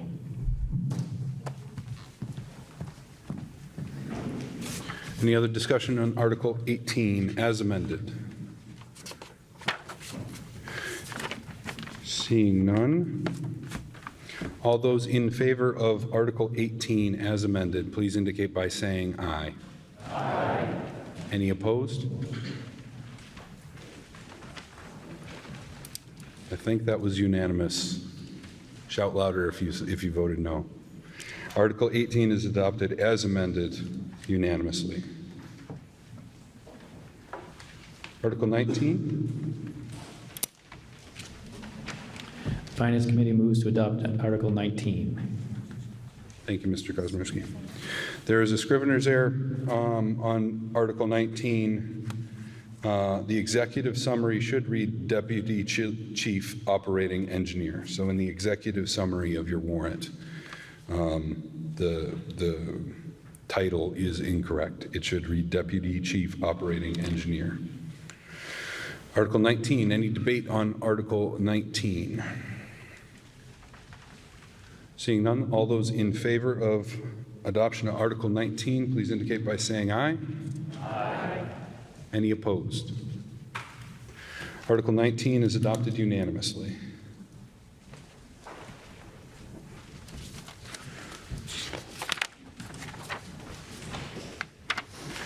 Would the sponsor of Article 20 care to address the Assembly? Hi, Dan Ronan, 1001 Whipple Road. I'm the chair of the Conservation Commission. I move to withdraw this article from consideration. We have a movement to withdraw Article 20 from consideration from the warrant. Any debate? To withdraw Article 20. All those in favor of withdrawing Article 20 from the warrant, please indicate by saying aye. Aye. Any opposed? That is unanimous. Article 20 is withdrawn.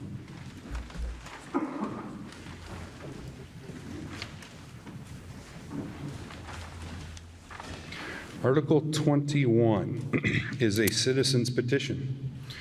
Would the petitioner or petitioner's representative care to address this assembly?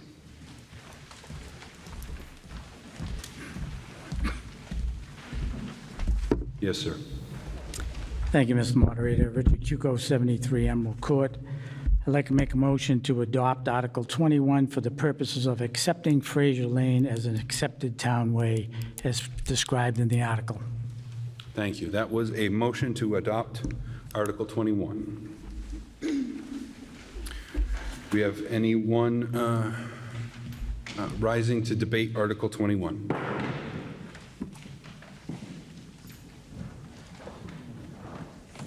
Seeing none, all those in favor of Article 21, please indicate by saying aye.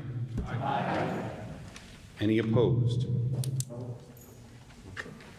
Article 21 is adopted. Article 22 is also a citizen's petition. Would the petitioner or petitioner's representative care to address this assembly? Thank you, Mr. Moderator. Richard Cuco, 73 Emerald Court. I'd like to make a motion to adopt Article 22 for the acceptance of Terramora Drive as a public way as described in the article. Thank you. Any debate on Article 22 for Terramore Way? Or Terramore Drive, excuse me.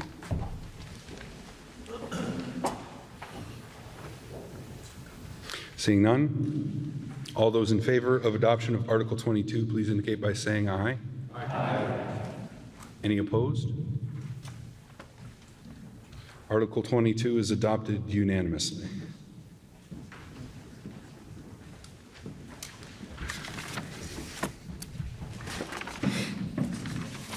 Article 23 As an amendment, I believe Mr. Sadwick, excuse me.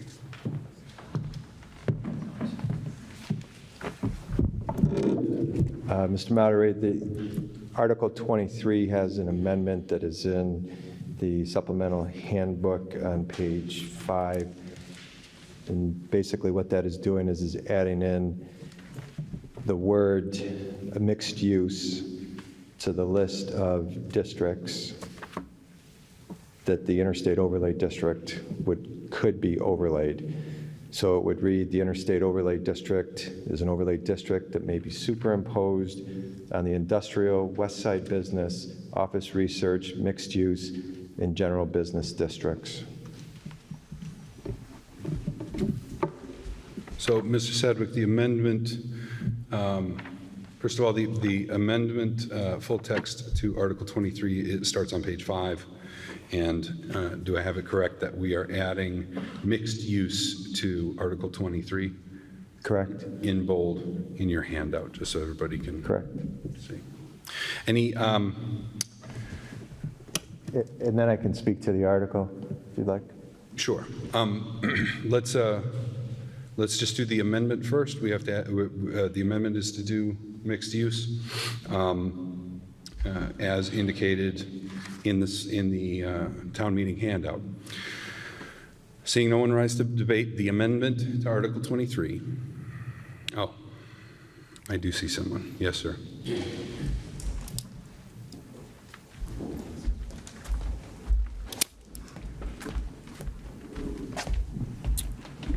Thank you, Mr. Moderator. Eric Ryder, 578 North Street.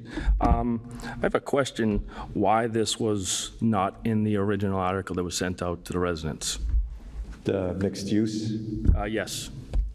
It was an oversight in looking at the maps because the overlay district on the map, which you see in Article 24, includes a number of parcels that are along Andover Street, and the last parcel on Andover Street heading towards the west is in the mixed-use business district.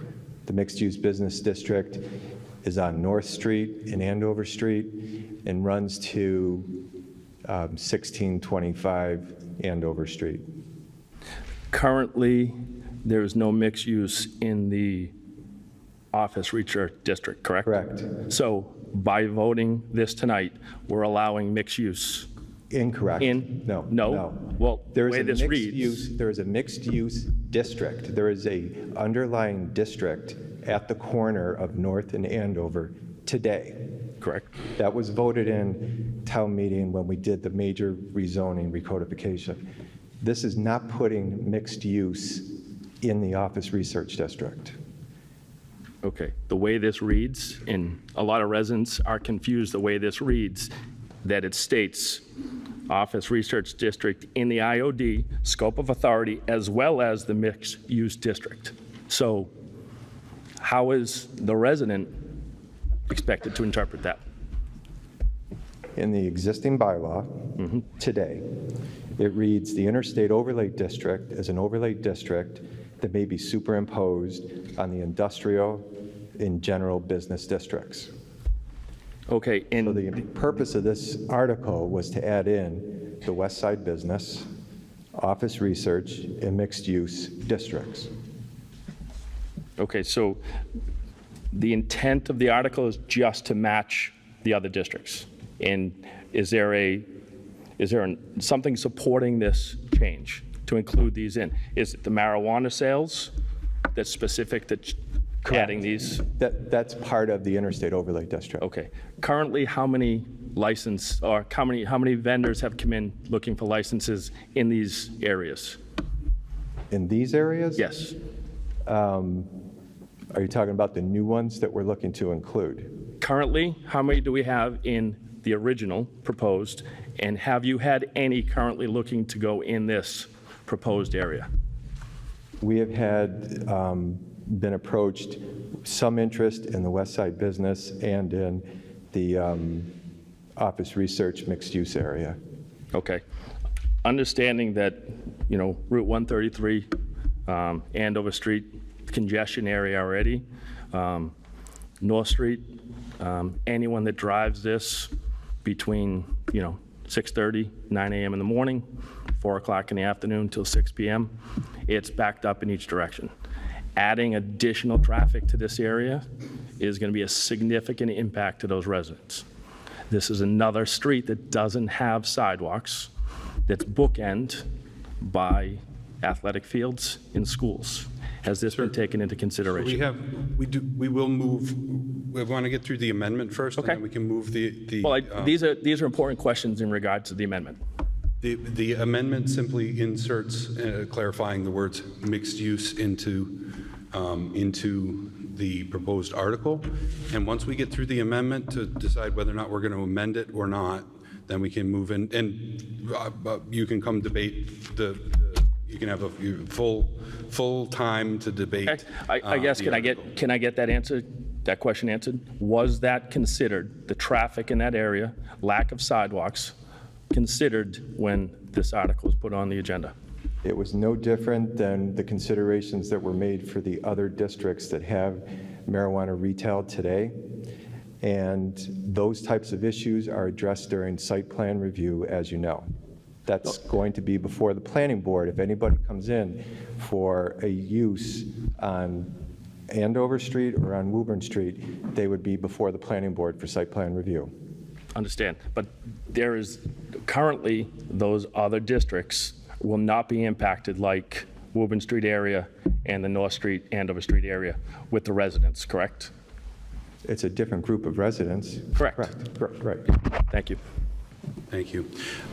Before we continue to debate, I got to walk a fine line here, guys, so excuse me. I'm going to try and do my best to make sure that when we're having the discussion, we're only talking about the amendment in your handout. And so I appreciate you working with me on trying to stay focused on just the amendment right now. We can amend it or not. We'll vote on that, and then we can move on to a full discussion of the article itself. Mr. Ferdinand? You answered my question by... Thank you. Thank you. Hello, Jessica Randolph, 1484 Andover Street. This is very confusing. I have to say, whether you're adding mixed use or even not, it is confusing, and it seems to me to be a very significant zoning change. And I'm wondering why this is at special town meeting instead of our so-called regular town meeting in May. This is, to me, a very large change. Again, I'm talking about... You're referring to adding the mixed use is a very large change. Yes. Mr. Sadvik? It was just after we went through the rounds, this last recent rounds of licensing with marijuana retailers, it was decided that we would take a look at opening up other areas of town for potential retail that were along the interchanges, because we deemed that those were appropriate areas for that type of activity. I hear what you're saying, but that area is office research, and I don't see that having any of these additional uses enhances office research in terms of pulling in tenants. As I say, I think this is a major zoning change. Thank you. Thank you. Any other discussion on the amendment as detailed starting on page 5 of your handout to Article 23? Yes, sir.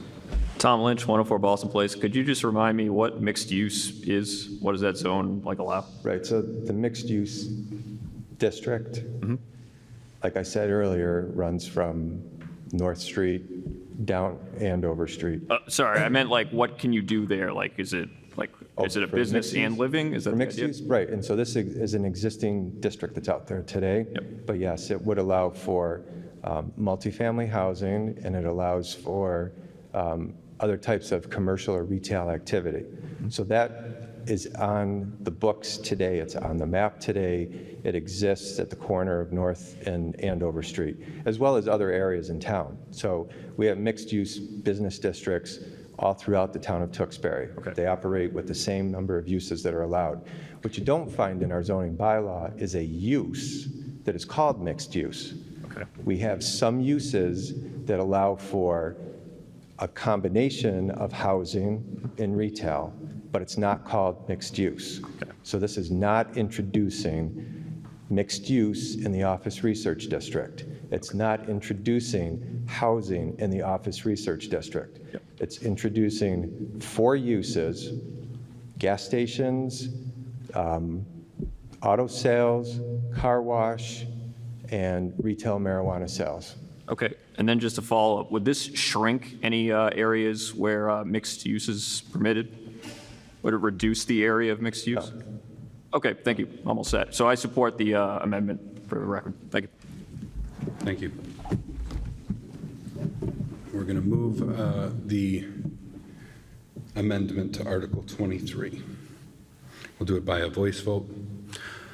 All those in favor of amending Article 23 as outlined in your handout to add the words mixed use, please indicate by saying aye. Aye. Any opposed? No. The motion to amend, the amendment is adopted.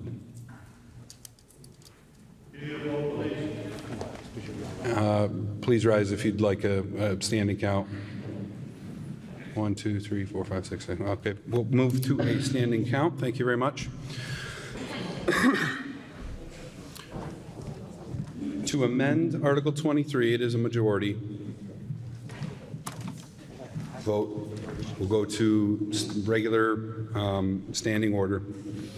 All those in favor of amending Article 23 as outlined in the warrant, please rise and be counted at this time. Please make sure your ribbons are still showing. And please have a seat when your counter indicates she's counted, he or she is counted. Yes to the amendment? Yes to amend? This is yes to amend? Everybody behind me. None of you want to amend this?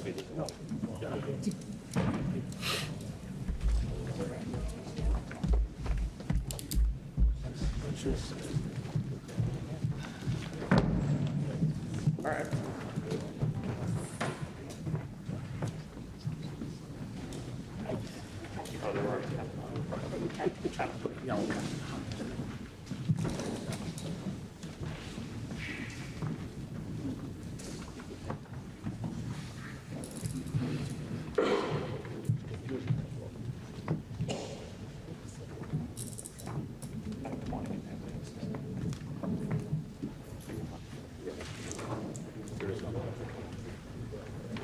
All those opposed to the amendment of Article 23, please stand and be counted at this time.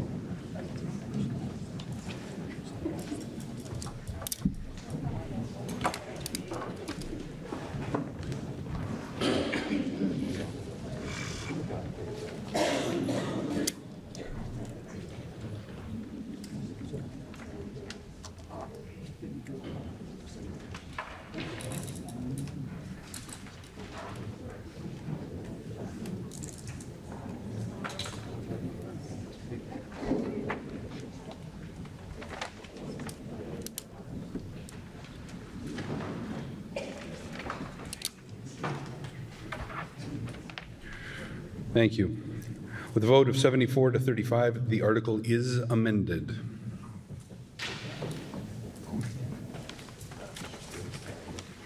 All right, motion on Article 23. Do we hear a motion on Article 23 as amended?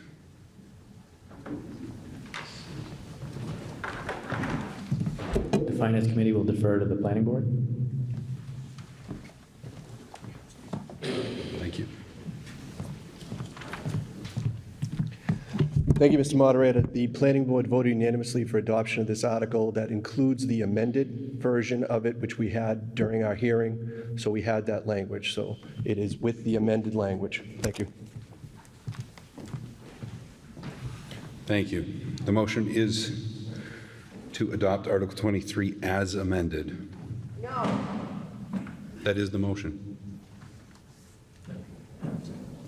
It's the motion. I'm just saying we're going to start Article 23 as amended now. Do I hear anyone rising, or do I see anyone rising to debate Article 23 as amended? George Ferdinand, 56 Pratt Street. I'm just looking for a point of information. We have currently approved 2 marijuana facilities, correct? And we have one more. And so what I'm just trying to find out is, obviously, do we believe that that area, by doing this, will get the other, the third application approved? Mr. Sedgwick, did you hear the question? It's just, this adds an additional option for locations. Okay. Thank you. Thank you, Mr. Ferdinand. Yes, ma'am. Hello, Jessica Randolph, 1484 Andover Street. Could we just clarify, please, what types of businesses now could be allowed if this passes on 133? Are we talking about another gas station, a car dealership? Could you please spell it out for us? Right, those are the uses that are allowed in the interstate overlay district.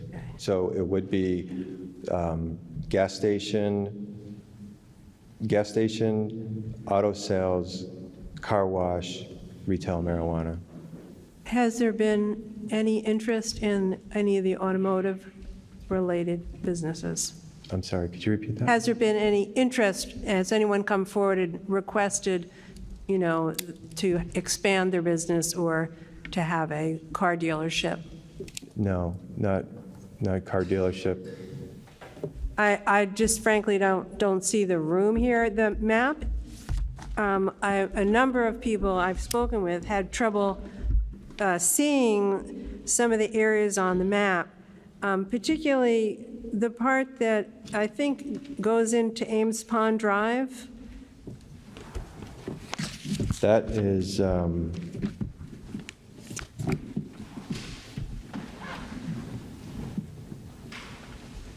that area is up along where I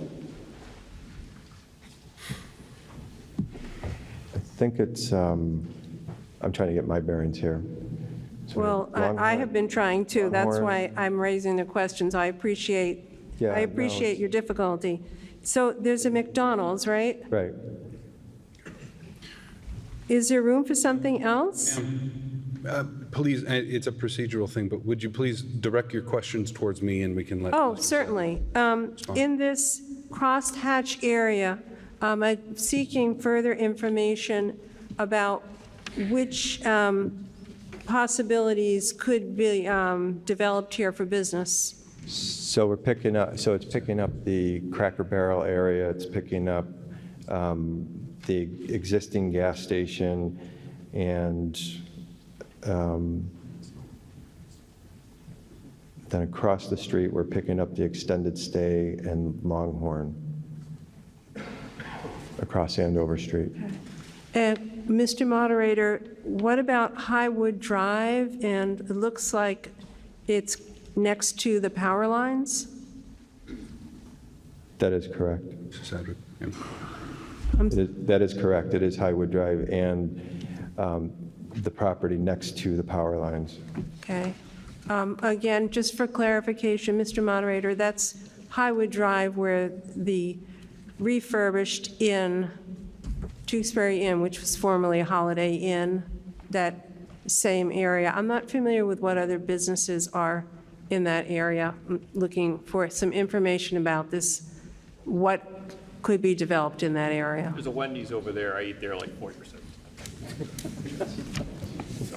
Mr. Savage. I think that's on the opposite side of the road. It is. Yeah. They're up there, there's one vacant lot at Highwood, and that lot actually extends down to Andover Street. Does it share the driveway? Yeah. Mhm. Thank you. Thank you.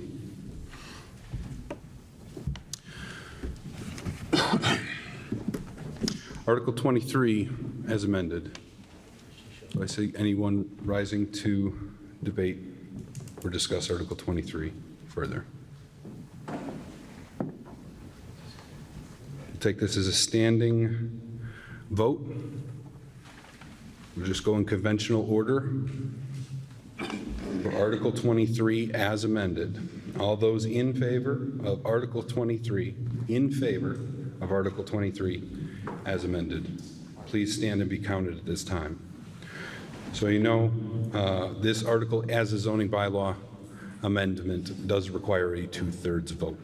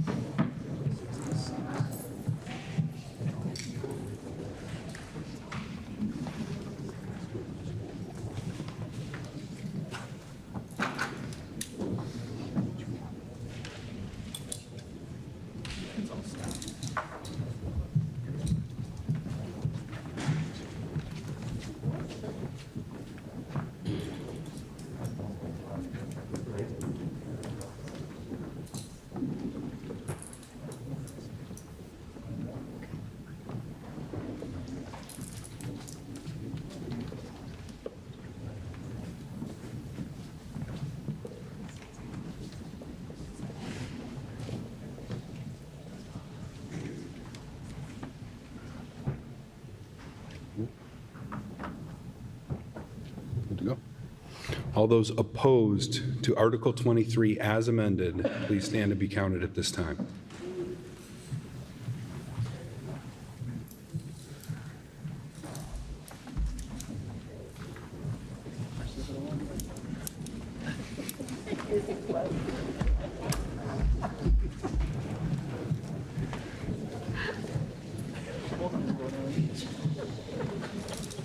Maybe that was his plan.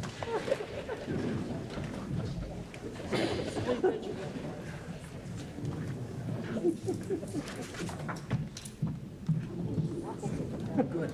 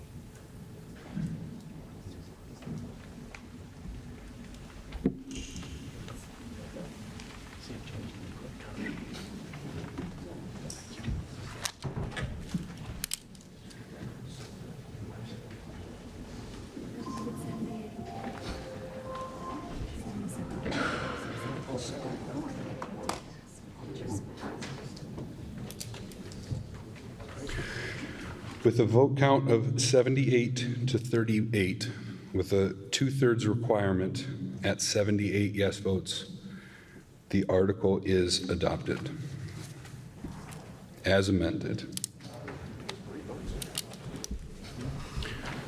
Article 24.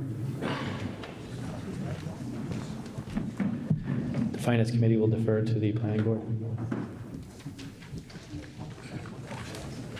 Yes, sir.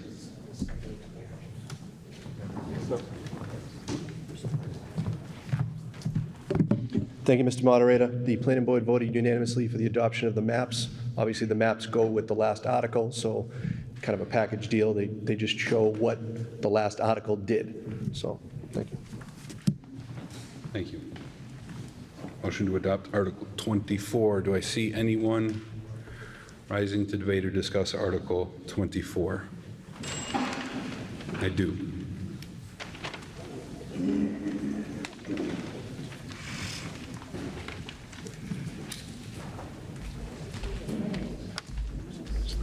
Yes, sir. Thank you. John Stanton, Cardigan Road, 130. Is there language that describes the exact lots that this goes on top of?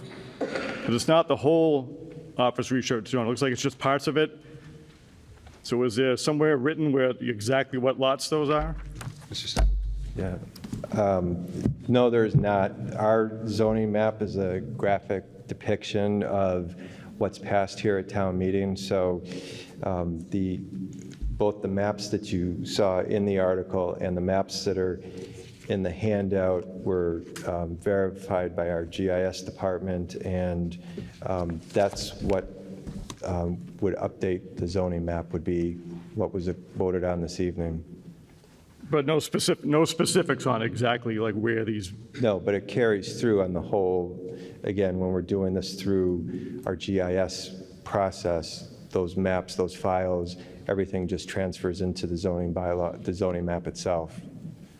So what you see there is what it is. Okay. That would be. Only because office research goes much further beyond that. So and- someone in, say, Thermo Fisher can't say, Correct. I want to use that. Correct. And, just to give you an example, the map above the Andover Street one, the West Side Business one, in that instance, we're actually adding to the existing overlay, because that existing overlay was that quarter circle.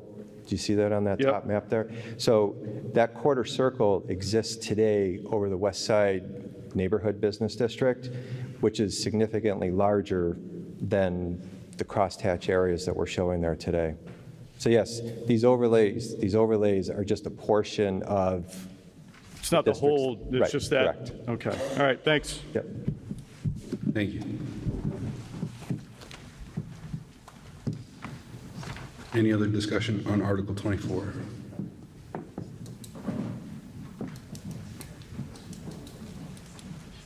Okay. Seeing no one rise to further discuss Article 24. Article 24 is a zoning map modification and also requires a 2/3 vote. I'm not doing this just to keep you on your toes, but I would like to do this in reverse standing order, please. So all those opposed to Article 24, please stand and be counted at this time. Yeah, counters, please count. All those opposed to Article 24.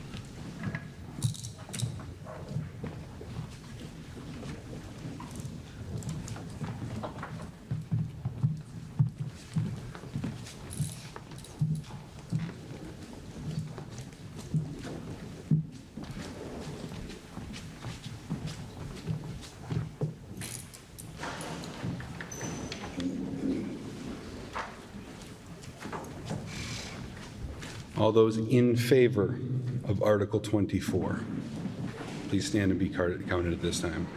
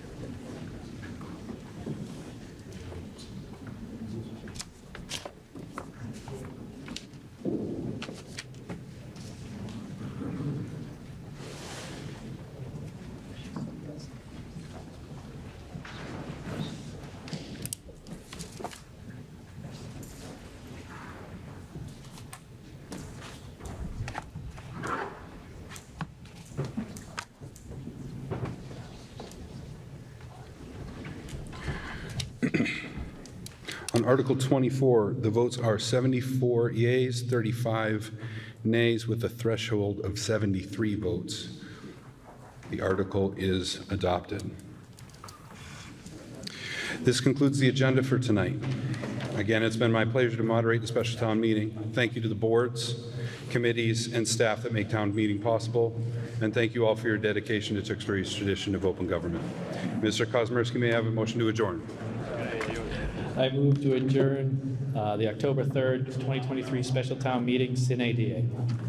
All those in favor of adjournment, please say aye. Aye. Any opposed? Yes. Thank you and good night.